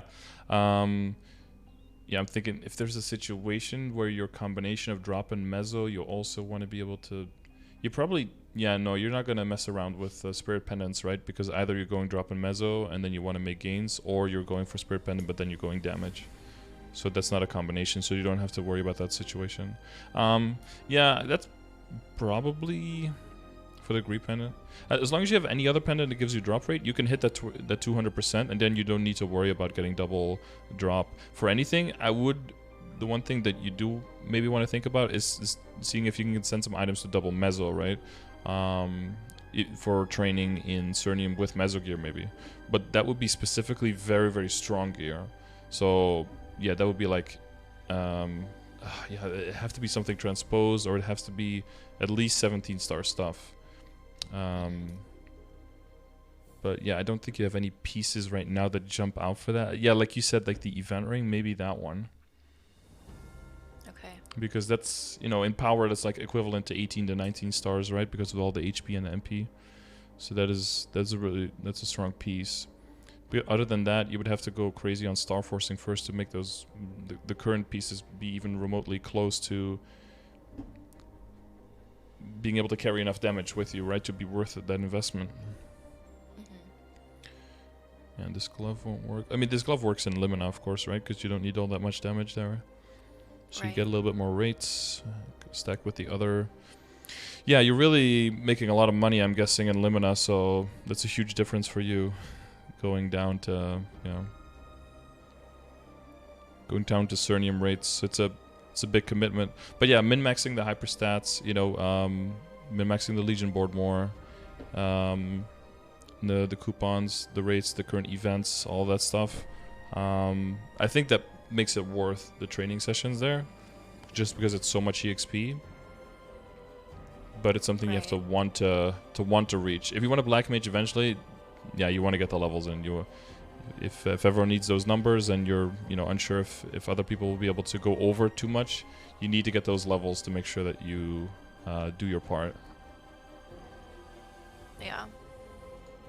So I guess like in my immediate future, you would suggest training for levels right now or for Meso? Because I like, you know, it's hard to do both in my current place in the game. Yeah. So what I did is, you know, you do Maple Tour and you do Ursus, you do that kind of stuff. You have weekly bosses. I have weekly boss income from different characters, so that makes me more money. I imagine that in the time that I'm doing weekly bosses, instead you could say I dedicate a little bit more time to making Meso. I think it'd be a good idea to have like a certain goal of like make X amount of money a week roughly, and then as long as you make that, you can spend whatever other time you have training. Maybe do the training first, right? Because that also makes you some money, and then be like, okay, I need to make like one more bill. I'll just, or make 2 more bill. I'll just squeeze out a totem and a little bit more, and then I made enough this week. I think it's fine, and you're well, yeah, you probably want to make like 50 to 60. I think 50 to 60 bill or something every time there's a 5-10-15 around, and it's. I think it's like every 10 weeks. I think that's like maybe it's even 10 to 12 weeks. But so as long as you're making 5 to 6 bill a week, I think you're fine on like progress wise, and you don't have to feel like you're horribly behind or something. You probably hear some people be like, oh, I have 200 bill, I have 300 bill, you know. But if you're full sending everything to 22, you kind of need that. Yeah, I feel so behind right now, so I was like, because I never intended to get this far. Yeah. Well, sometimes you can actually, yeah. I feel in part the getting behind can be an effect of like running before you're walking, like going for 22 before everything is already at 21. That makes you more vulnerable to those setbacks. Right. And yeah, and then you really feel them as well. And I always compare this with people trying to get their CRA to level up. They're always like, okay, do I get one, like, okay, all my CRAs at 17. I have backups. Do I just go 1 to 22 at a time, or do I level them up evenly? And I always tell them, okay, well, there's 2 situations, right? In one situation, someone spends all their money. They try to go for 22, and they get it. You know, they boom it a bunch of times. They get to 22, and then, you know, maybe they can get a few more stars on another one, or they run out of money, and they have 122 and they have 2 17s, and they're really happy. What's going to happen? Like, do you not run CRA anymore? Like, are you not going for backups anymore? You don't really gain any time, you just gain damage there, right? The other situation, like the second possibility, is the person just gets really unlucky, doesn't even reach 22, spends all their money, booms a whole bunch, and doesn't make any gains. And the second situation, the person tries to level up all 3, you know, gets all of them to 18 with the same amount of money, you know, very easy, of course. If you take the same kind of funds as one person gets to 22, you get them all to 19, that's like guaranteed, right? And then maybe that person gets lucky and gets one of them to 21, maybe even to 22, and then runs out of money, has done a lot of booms, but the other 2 pieces are 19. You know, you're way stronger than the person in the first situation in case of success. Now, in the case of failure, you know, you boom a bunch of times, you go back down to save at 17, you still have 2 other pieces at 19 versus the other people 2 pieces at 17. So in both the situation of being successful and both in the situation of being unlucky, it's the second situation you just end up above the first situation. Right. And that's why I'm, you know, make sure that people are aware of the risks of going for 22. Yeah, it feels really good when you make it, but it feels pretty damn bad when you don't. And some people are okay, they bounce back from that, or they use it as motivation. Other people, it's a bit harder, I guess. Yeah. And yeah, you might have become a little bit victim of the of the group pressure, making you try to push a little bit further when if they you know, if they really cared about you, they would have told you to stop, kind of thing. Because yeah, if you look at Star Force, so between the Superior Pendant, the ring, and then the 2 rings, and then the accessories, right, the Sweetwater accessories, between those things, there's probably like 200 or so magic attack, and like a total, you know, including flames, including all this stuff, probably like 250 stat or something to gain there. That combined is already a lot, and it's a lot of money, but it's less money than pumping things from 21 to 22. So I would definitely look at, you know, getting the boat leveled up, focusing on your dinero income. That's for longer term. For shorter term, looking at the rings, and then for the midterm, looking at you already have a bunch of droplets back up. But for the mid would be looking at pushing your arcanes like 1 star at a time, one item at a time. It is pretty risk-free, and we can go back to the calculator to get your arcanes up to 18 is almost completely risk-free, but up to 19 is pretty risk-free. But again, pretty risk-free means there is risk involved, right? So I would go for the things you have the most backups of always, so that it's the lowest risk. And then you can always cycle back. So if we go to Star Catching, yeah, look at Star Catching with safeguarding, of course, 17 to 19. We won't do no boom event. I'll just do 5, 10, 15 for arcanes. So the average booms is 0.32, and the medium booms is 0, of course, right? So it means even because the unluckiest person boomed 6. You know, the guy's way out there. But like this one has just the Meso cost, right? It's very expensive, but it's like 1 in 3. The average is that 1 in 3 items you boom one. And you're only doing, what is it, 1? So you don't want to do your secondary weapon, right? Even though that's an arcane, because you only get a percentage of the upgrade, right? Because of the Haku. So the value there is just not there. You have to have everything else completely finished before you even think about that. And typically you don't, because you'll have your weapon further, and then you go for Genesis, and then you just take your old higher Star Force, and then you just give that one to Haku instead, you know? So most of the time you don't even, you don't want to do 2 weapons. But so it'll be 5 pieces, so even if you're like very unlucky, you might boom 2, but you already have more than enough droplets to replace those. So that's mostly just a Meso thing. So when it comes to making the quick hard gains with limited money, I think it's still on the accessories right now, pushing past 17. Yeah, which means Dinero's needs a little bit more time. So if you do get to the point where, you know, all of the other stuff booms hard and fast, you could go into the arcanes and try to bump those up to 18.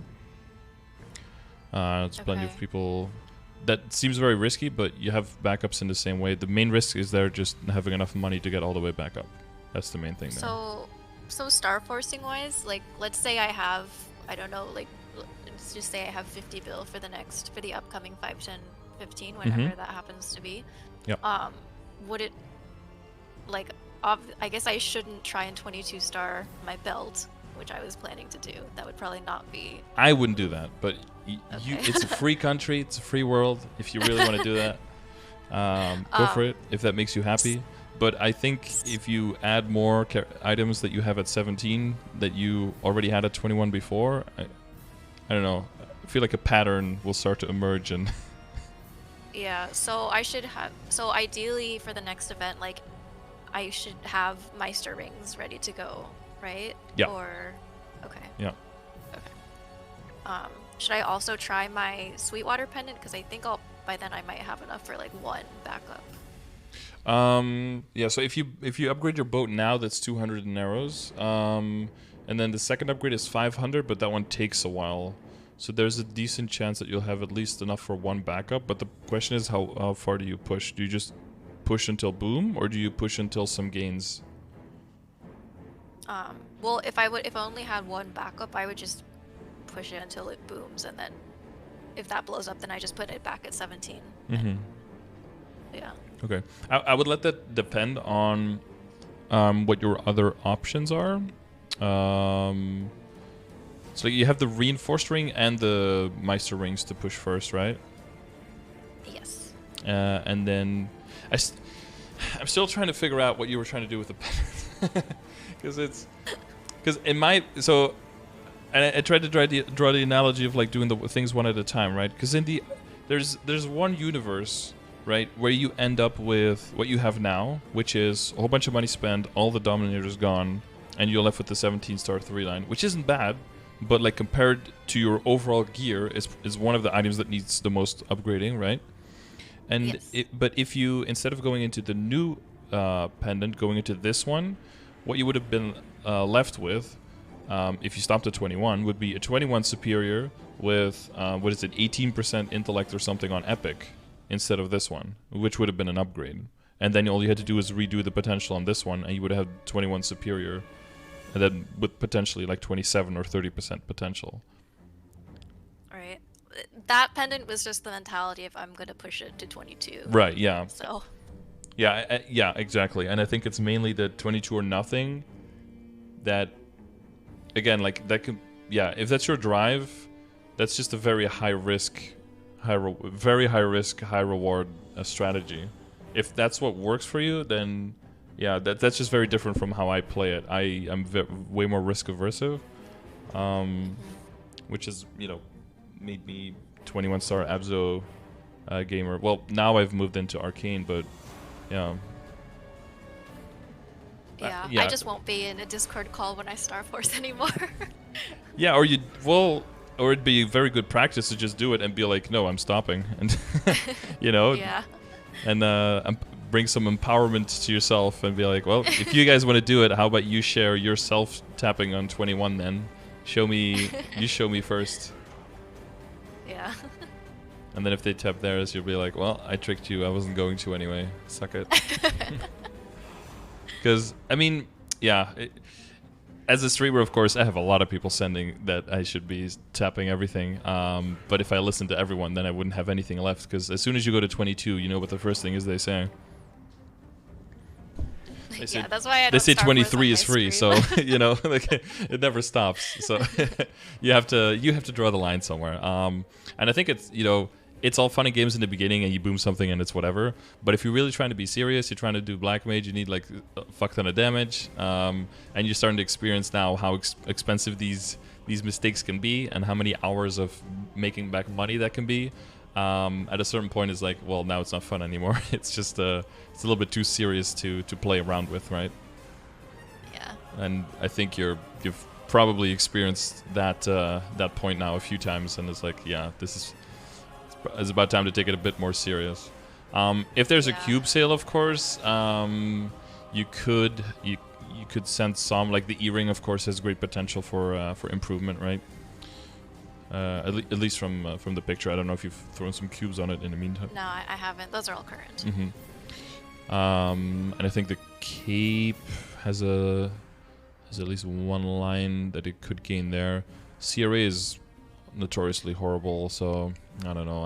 I don't mind keeping that on that potential too long, honestly. For like longer, honestly, I don't mind that. I think the main thing is just gonna be star forcing.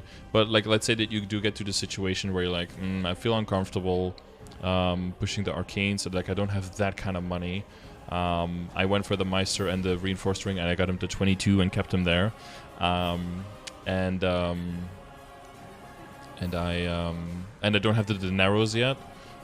That's probably the time where you can work on your cubing without really feeling like you're missing out on much other gains, because there's not much else you can do at that point, right? So that's probably where I would look at cubing. And then when all of that is done, and so like all the accessories, everything is 21. The Arcanes are 18 or 19. You know, this winter, you know about the shop, we're getting up to 900 droplets there that you can buy. And after that, droplets are permanently going to be added to the shop. So 19 Arcane is basically free with all of that.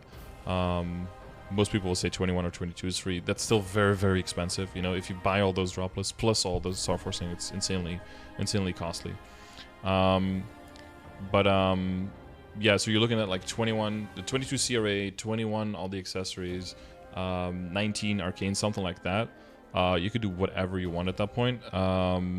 That's when you really want to min-max the potentials and the flames at that point. Okay. But that's mostly going to be, I think, the Arcane flames, right? I think there's some wiggle room there, right?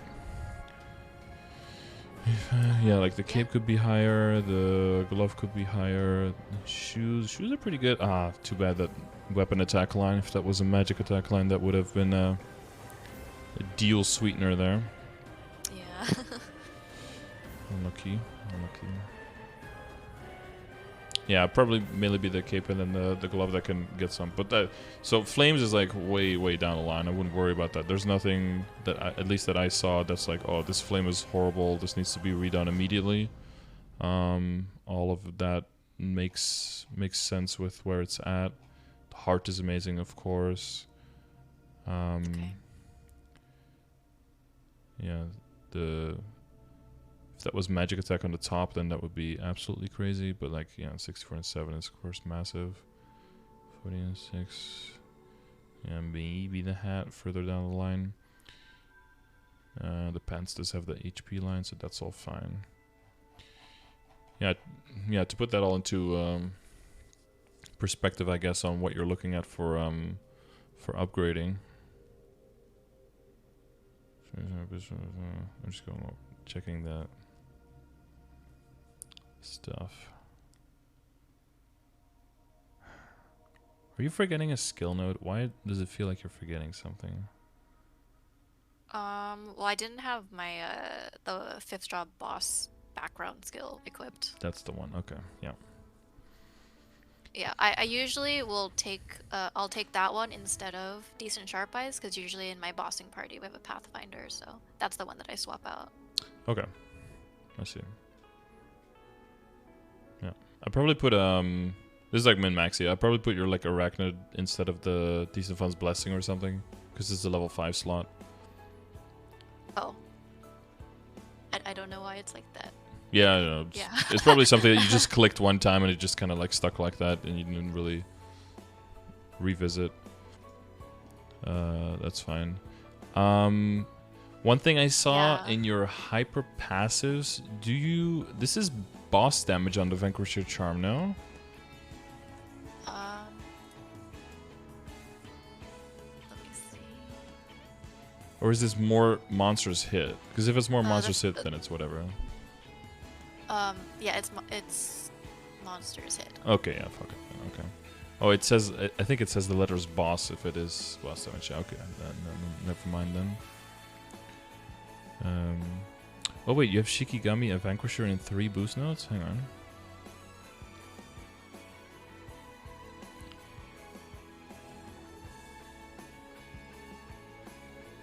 Wait, is there something you don't have boosted at all then? I don't know. When I was trying to make my perfect trios, this was like way back in the day. Yeah. And I got confused looking at all the skills, and for some reason I I opened like thousands of nodes and I couldn't get like the actual perfect trio, so I kind of just started like plugging things in, and then I forgot about it once things were maxed.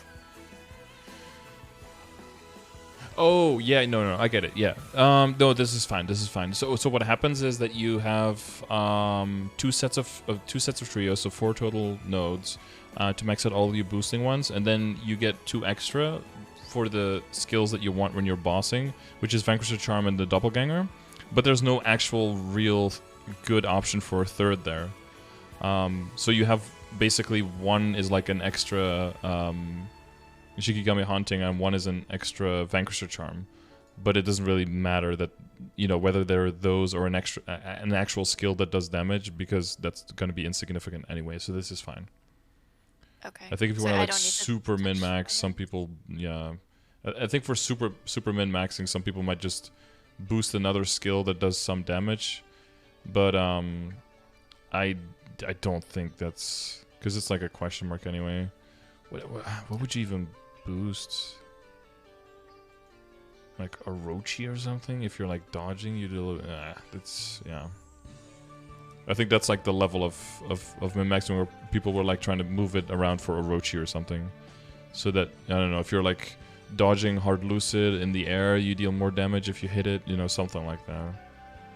Ninetail Fox, yeah, maybe people go for Ninetail Fox, but like how much damage does that really do in an overall boss fight, like in a BA? That's got to be a very small percentage of your damage, right? What is it? Ninetail Fox is like a 90-second cooldown or something, or 60-second? Yeah, it's 45-second cooldown. Oh, 45, yeah. Do you know how much of your BA that is? 1 to 2%? Yeah. I've never looked at the breakdown, so I don't know. But I mean, it's not even on the first 3 pages, so. Yeah. Someone says it's like 1 to 2%. So I guess if you really wanted to min max, you squeeze in like a Ninetail Fox there. So like one Vanquisher and one Shikigami Hunting could get replaced. Okay. If you do find those, you know. So they'll probably be the yeah. So anyone that starts with Boss, with Exorcist Charm, or with Kishin, one of those three probably. See if you can, find that. But yeah, that's a side thing. People say it's like a pretty hard min maxy thing. I imagine it doesn't do all that much damage. Okay.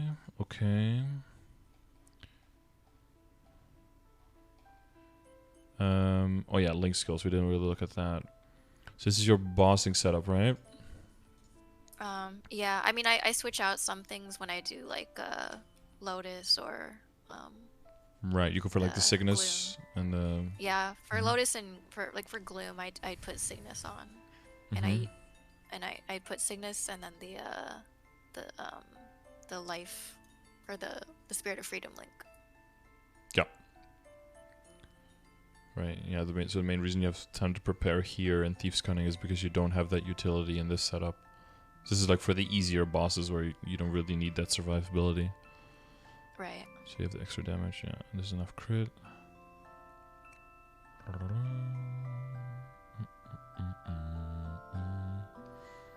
I mean, yeah, nothing much to do on here. Like, you don't need you know about the Mihal change upcoming, right? You don't need to get the level 3 there for the extra duration.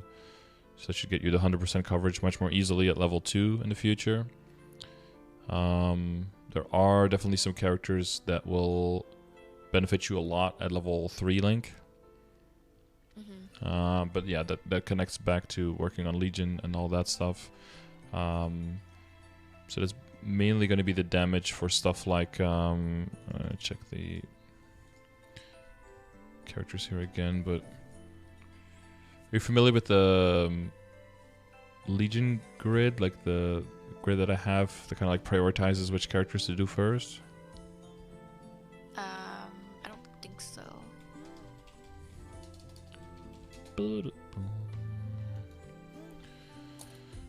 Because I think there's some crit damage, right, that you can gain still. If you did the Jet and Hayato. Yeah, from 140 to 200 on those, that's like 2% critical damage for each of them. Plus a grid spot, right? Going up. So between them, that could be 5% extra critical damage. That's quite nice. So if you're looking for characters, you know, to push to 200 first, those would be pretty high up on the list. And apart from that, aside from that, I would probably start pushing characters to 200 that have good level 3 links as well. I think you're about at that point. I see you got the Night Lord and a Marksman for the crit rate, so that's nice. Like the Demon Avenger is nice, right? All of the extra damage there. The Demon Slayer, which I think... Did I see that one at 200? No. Yeah, the Demon Slayer I have at 200. Oh yeah, okay, yeah. Yeah, that one at 210 is also extra boss damage, right? An extra 10%. Is it 10%? Extra 5%. 5%. It's basically like all of those little things adding up together. So if you're working on building up your Legion anyway and eventually trying to hit that 8k, the order in which you do it can also help you make the characters along the way stronger. Because if you're mainly focusing on doing it during events, what's going to happen is that these characters are going to be weak as hell, right? Because they never were funded on their way up there. So you're going to log into one of these, you know, like into the Bishop or into the Zero, and they're basically going to be almost the same strength as they are at level 140. So they're not going to be able to kill anything near their level. So if you use an event to get something to 200, but then you want to get it to 210 after that, it's going to feel horrible. To avoid that, fund them at 140 and train them. And then you just have to push them a little further past 200. And then the fifth job will basically be the bump that you need to get them to carry them over from 200 to 210. But I don't know to which extent you like playing alternate characters. Some people love it, some people hate it. But yeah, definitely take advantage of the events where you can. I just noticed there's a lot of purple hair going on. It's yeah, it's my favorite color. It's the best color, so I can totally understand why. I've got the rainbow mohawk though, so that's like, why choose the best color when you can choose all the colors, you know? That's the way to go. So, yeah, eliminates the illusion of choice. Yeah, I don't think there's too much to min-max when it comes to the link skills. It's mostly, yeah, like you see them on top of it. The min-maxy thing there is just to increase the ones you already have and just make them better. That's, yeah. That's it. The awful 210 grind. Okay. I don't know.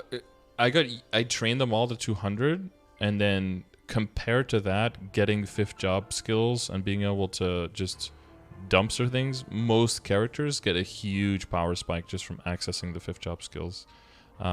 If you're comparing 200 and with fifth job on a new character / lightly funded character to how good it probably was on your Kanna because it was your main, then that will feel bad. But if you compare it to leveling from 142 to 200 on that character itself without the fifth job skills, then it's good. So it all depends on your reference frame there. Yeah, that's why sometimes I think it's good to play like weaker characters, because it gives you like more appreciation for like the things that you already have. And like put it into context of like, wow, I can actually do a lot of stuff. Like this character is actually really strong. But then also you can see the contrast with getting your fifth job skills and how good that actually is. Yeah, I mean, I only chose Kanna when I started playing again because I wasn't intending to play a long time. And I was like, well, I've heard Kanna's level fast, so, you know, whatever. And it kind of disillusioned all of my viewpoints on other characters because of how broken it was. So. Yep. Yeah, they would have to do a lot to Kanna to not make it like what it is. Yeah, they would have to like fundamentally destroy that character to not make it top tier. It's just, yeah, so far beyond all the other classes. There's some other good classes out there, but you have to like really, really like them to play them over something like Kanna or Adele. Like those are just so far beyond the capabilities of some other classes. Good night, BK.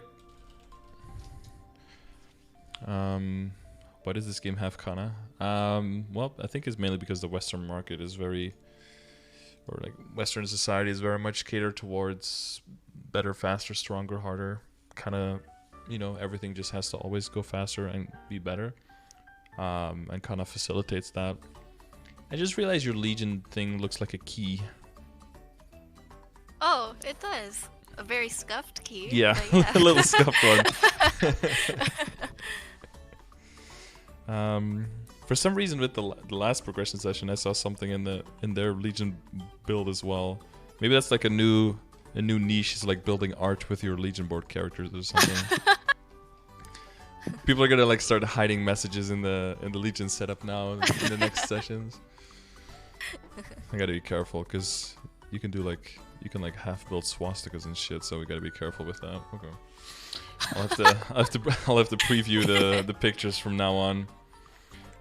Yeah, so borrowing your, what was the other one? The windmill picture. Do I still have it? Oh, here. Yeah. Yeah, because we didn't really go over that setup first. So, so I'll just tell you what I did. So when I'm going from 140 to 200, you definitely spend some money on the character, like get some of the equips. Usually spend about, I don't know, like 300-400 mil on a character, like star forcing everything up to 10, maybe doing a few quests, getting some extra accessories, right? And at that point, since you played your main so much, you probably have a lot of like potential scrolls, potential stamps, occult cubes, right? That kind of stuff. Yes. So, which is inherently useless to your main, but like very valuable to a mule.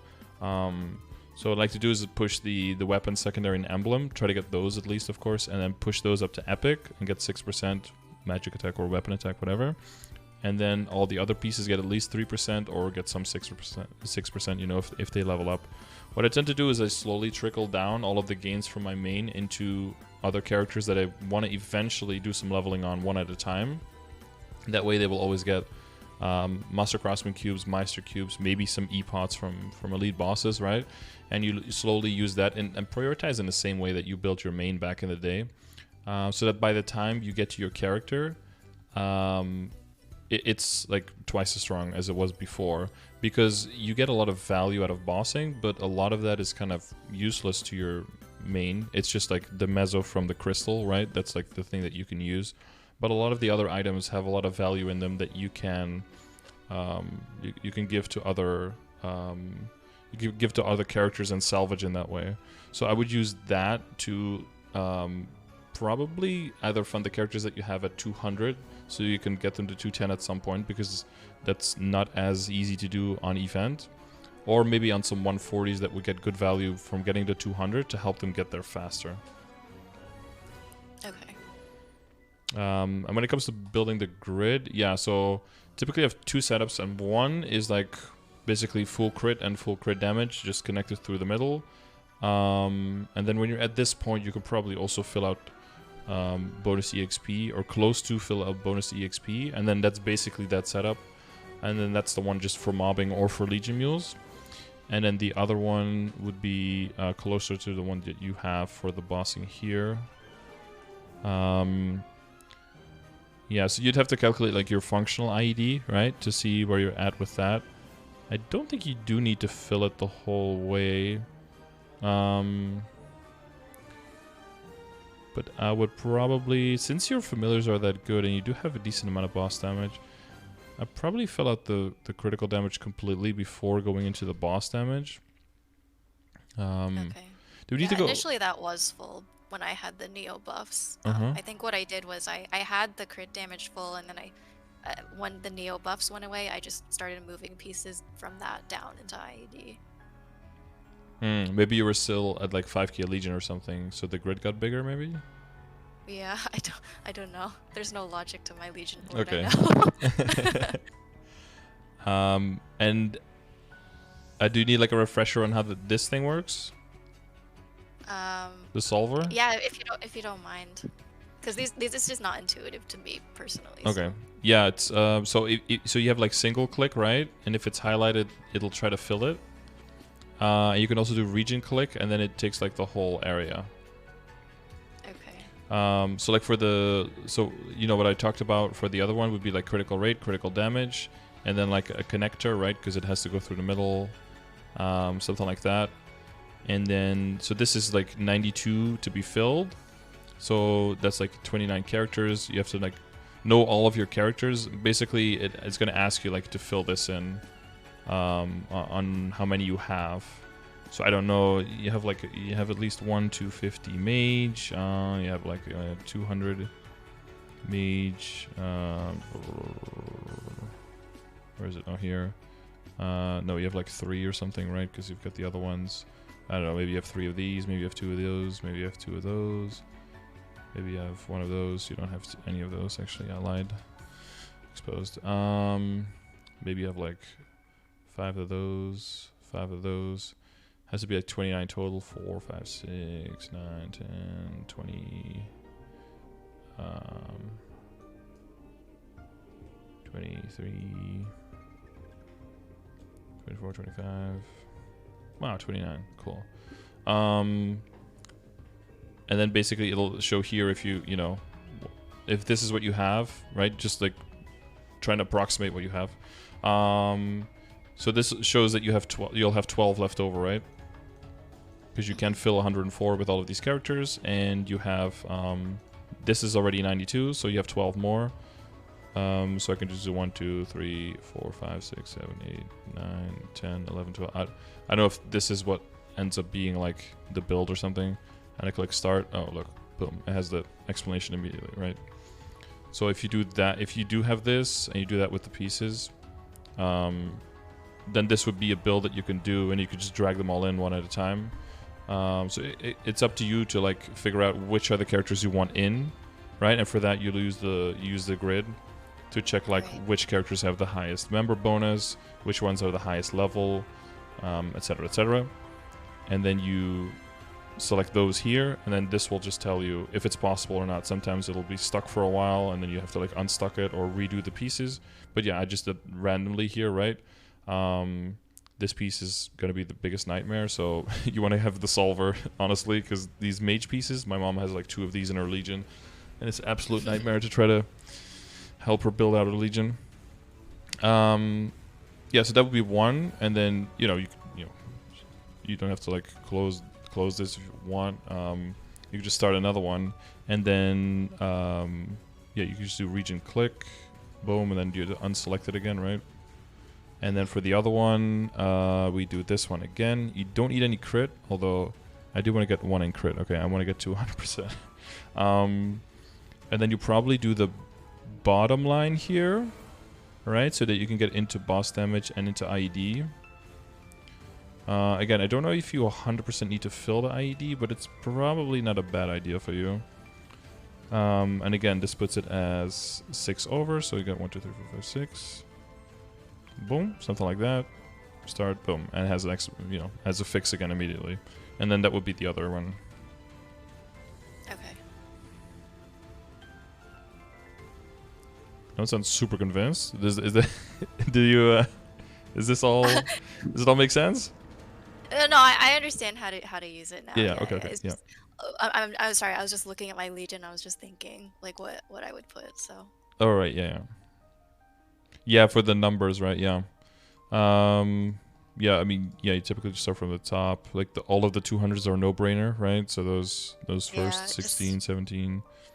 Yeah, I just have to take it page by page.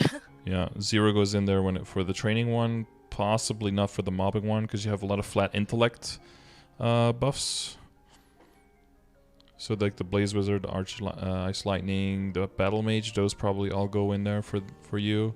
Those are higher priority, right, because of intellect. So when it comes to down to the 140s, the Ilium, those will all take precedent. Jet, not the Fire Poison, not the Dark Knight, possibly the Wild Hunter. Maybe even go into the luck characters, right? Blade Master, Cadena, Nightwalker, maybe. Yeah, I always forget that luck is like a secondary stat for Yeah. me. So. I mean, HP and MP are honestly probably a bigger secondary stat for you than luck at this point, right? Yeah. Luck is kind of, yeah.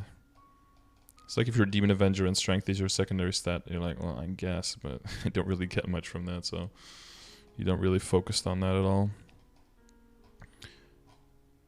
Yeah,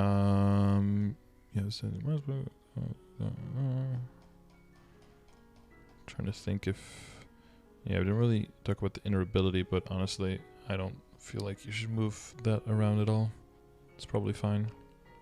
Okay, yeah, someone said that I should re-roll it for attack speed, but I was too scared to change For it. attack speed? Oh, I've never heard that. I was thinking that are they gonna tell you to reroll it for crit, so that you can like get out of the link skill and maybe get out of some of the hyperstat?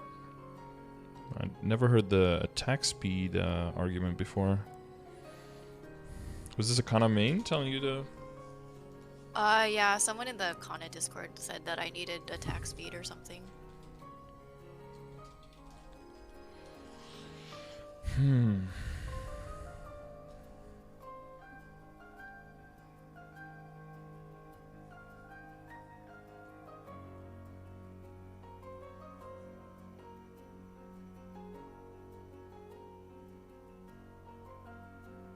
Attack speed is greater than 20% boss on low ping, but very similar.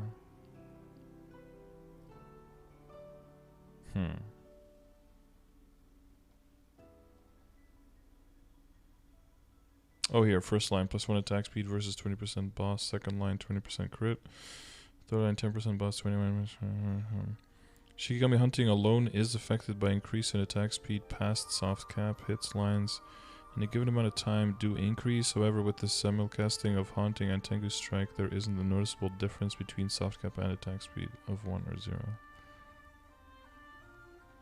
Yeah, this has a lot of the stuff in as well. This is like, honestly, I feel like you're getting advice from people who read this stuff probably, but not maybe remember all the arguments for it.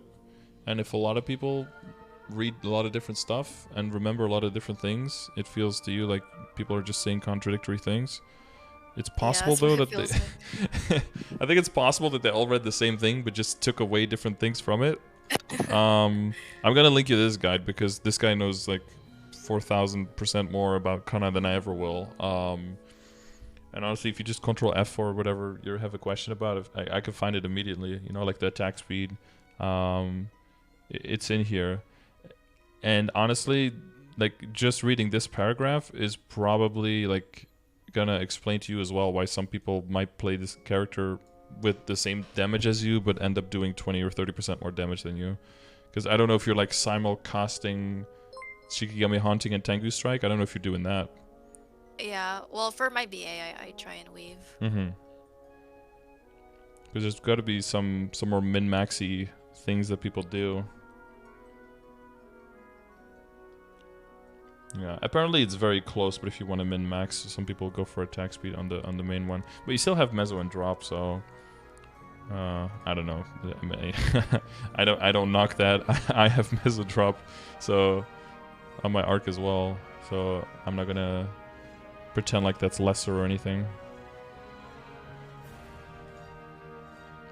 Weaving is 15 to 20% final damage. What up, Curly? How you doing?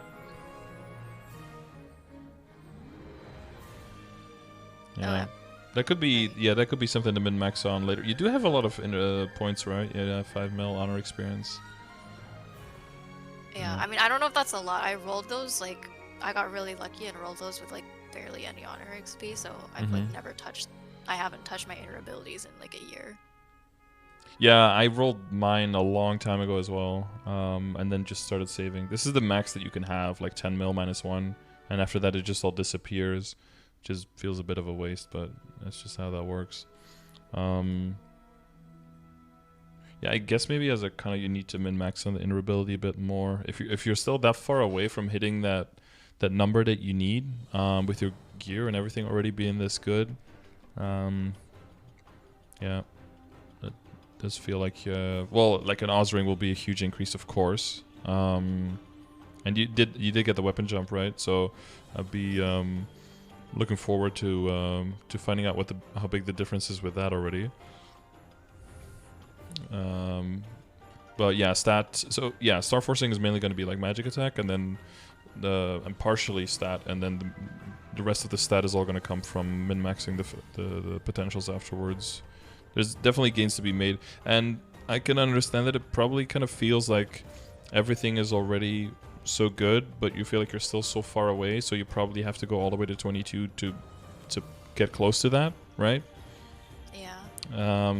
Like that thought process makes sense. But yeah, just take it one item at a time. I would just aim for 20 or 21 first, one item at a time, and evenly bring up, you know, once everything's 21, like work more on the potentials, maybe a little bit more on the flames. If you get a bunch of backups, then you can go revisit and try to get back up to 22. A few more stars on the Arcane as well, especially with the backups you have and with the current events coming up, with the winter backups. Slowly but surely, you'll see your stat go up and up and up and up and up. Especially as the Sacred Power keeps going as well, right? That's stat income as well. Arcane Power income for stat has halted, of course, but you can still get Sacred Power stats. And it does... Yeah, it does end up all adding up together.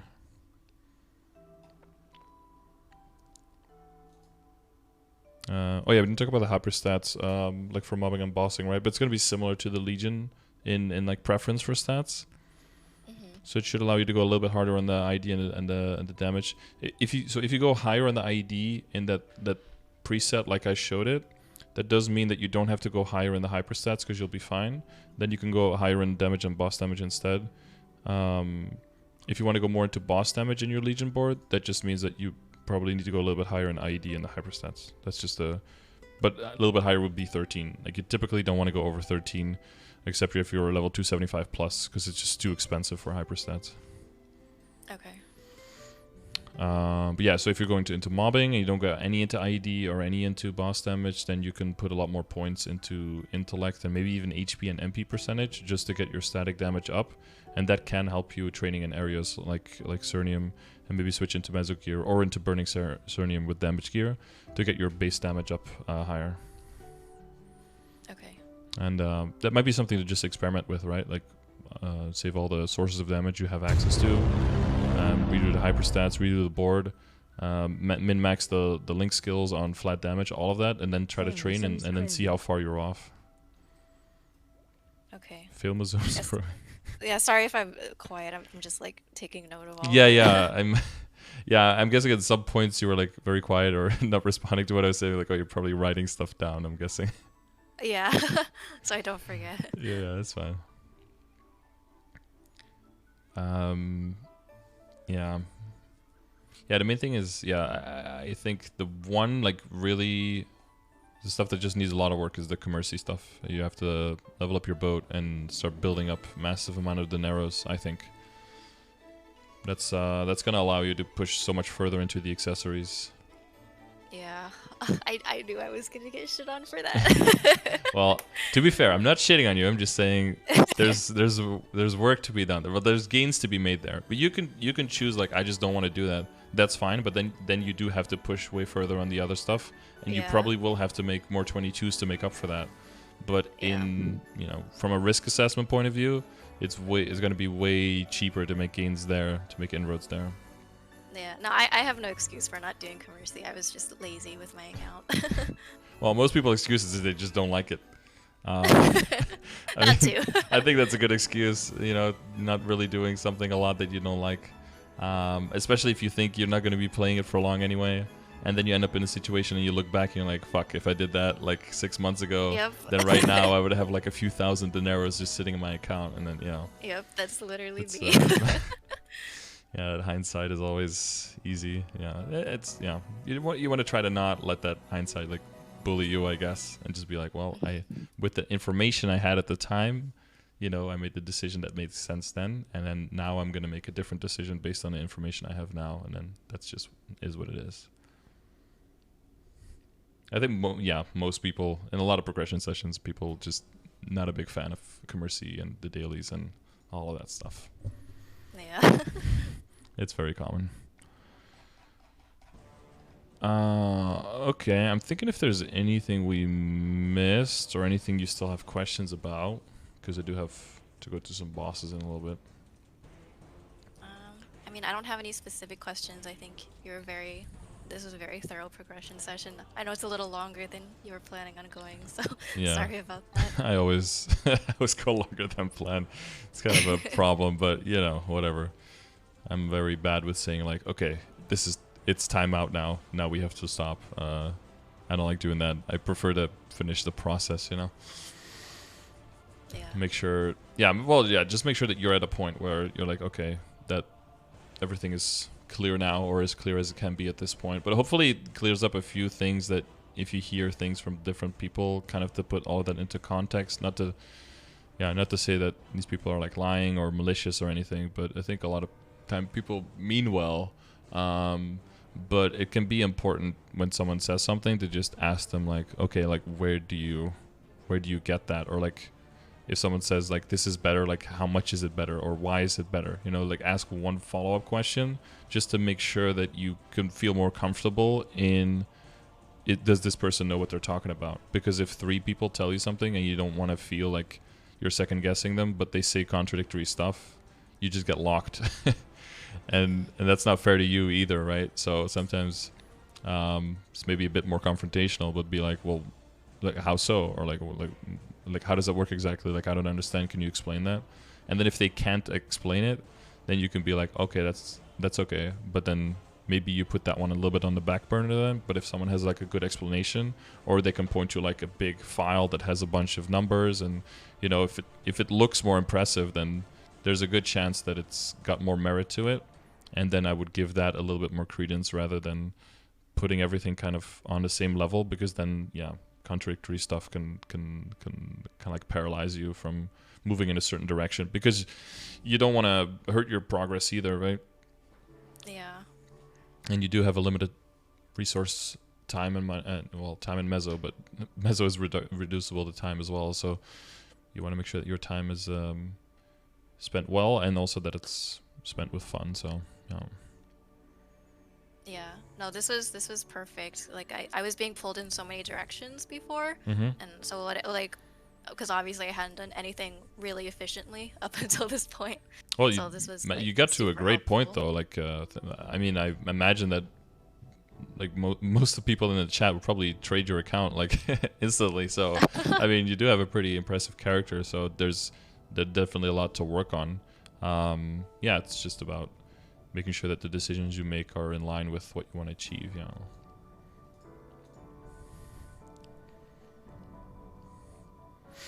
All right, so find a friend for the Sacred Power dailies.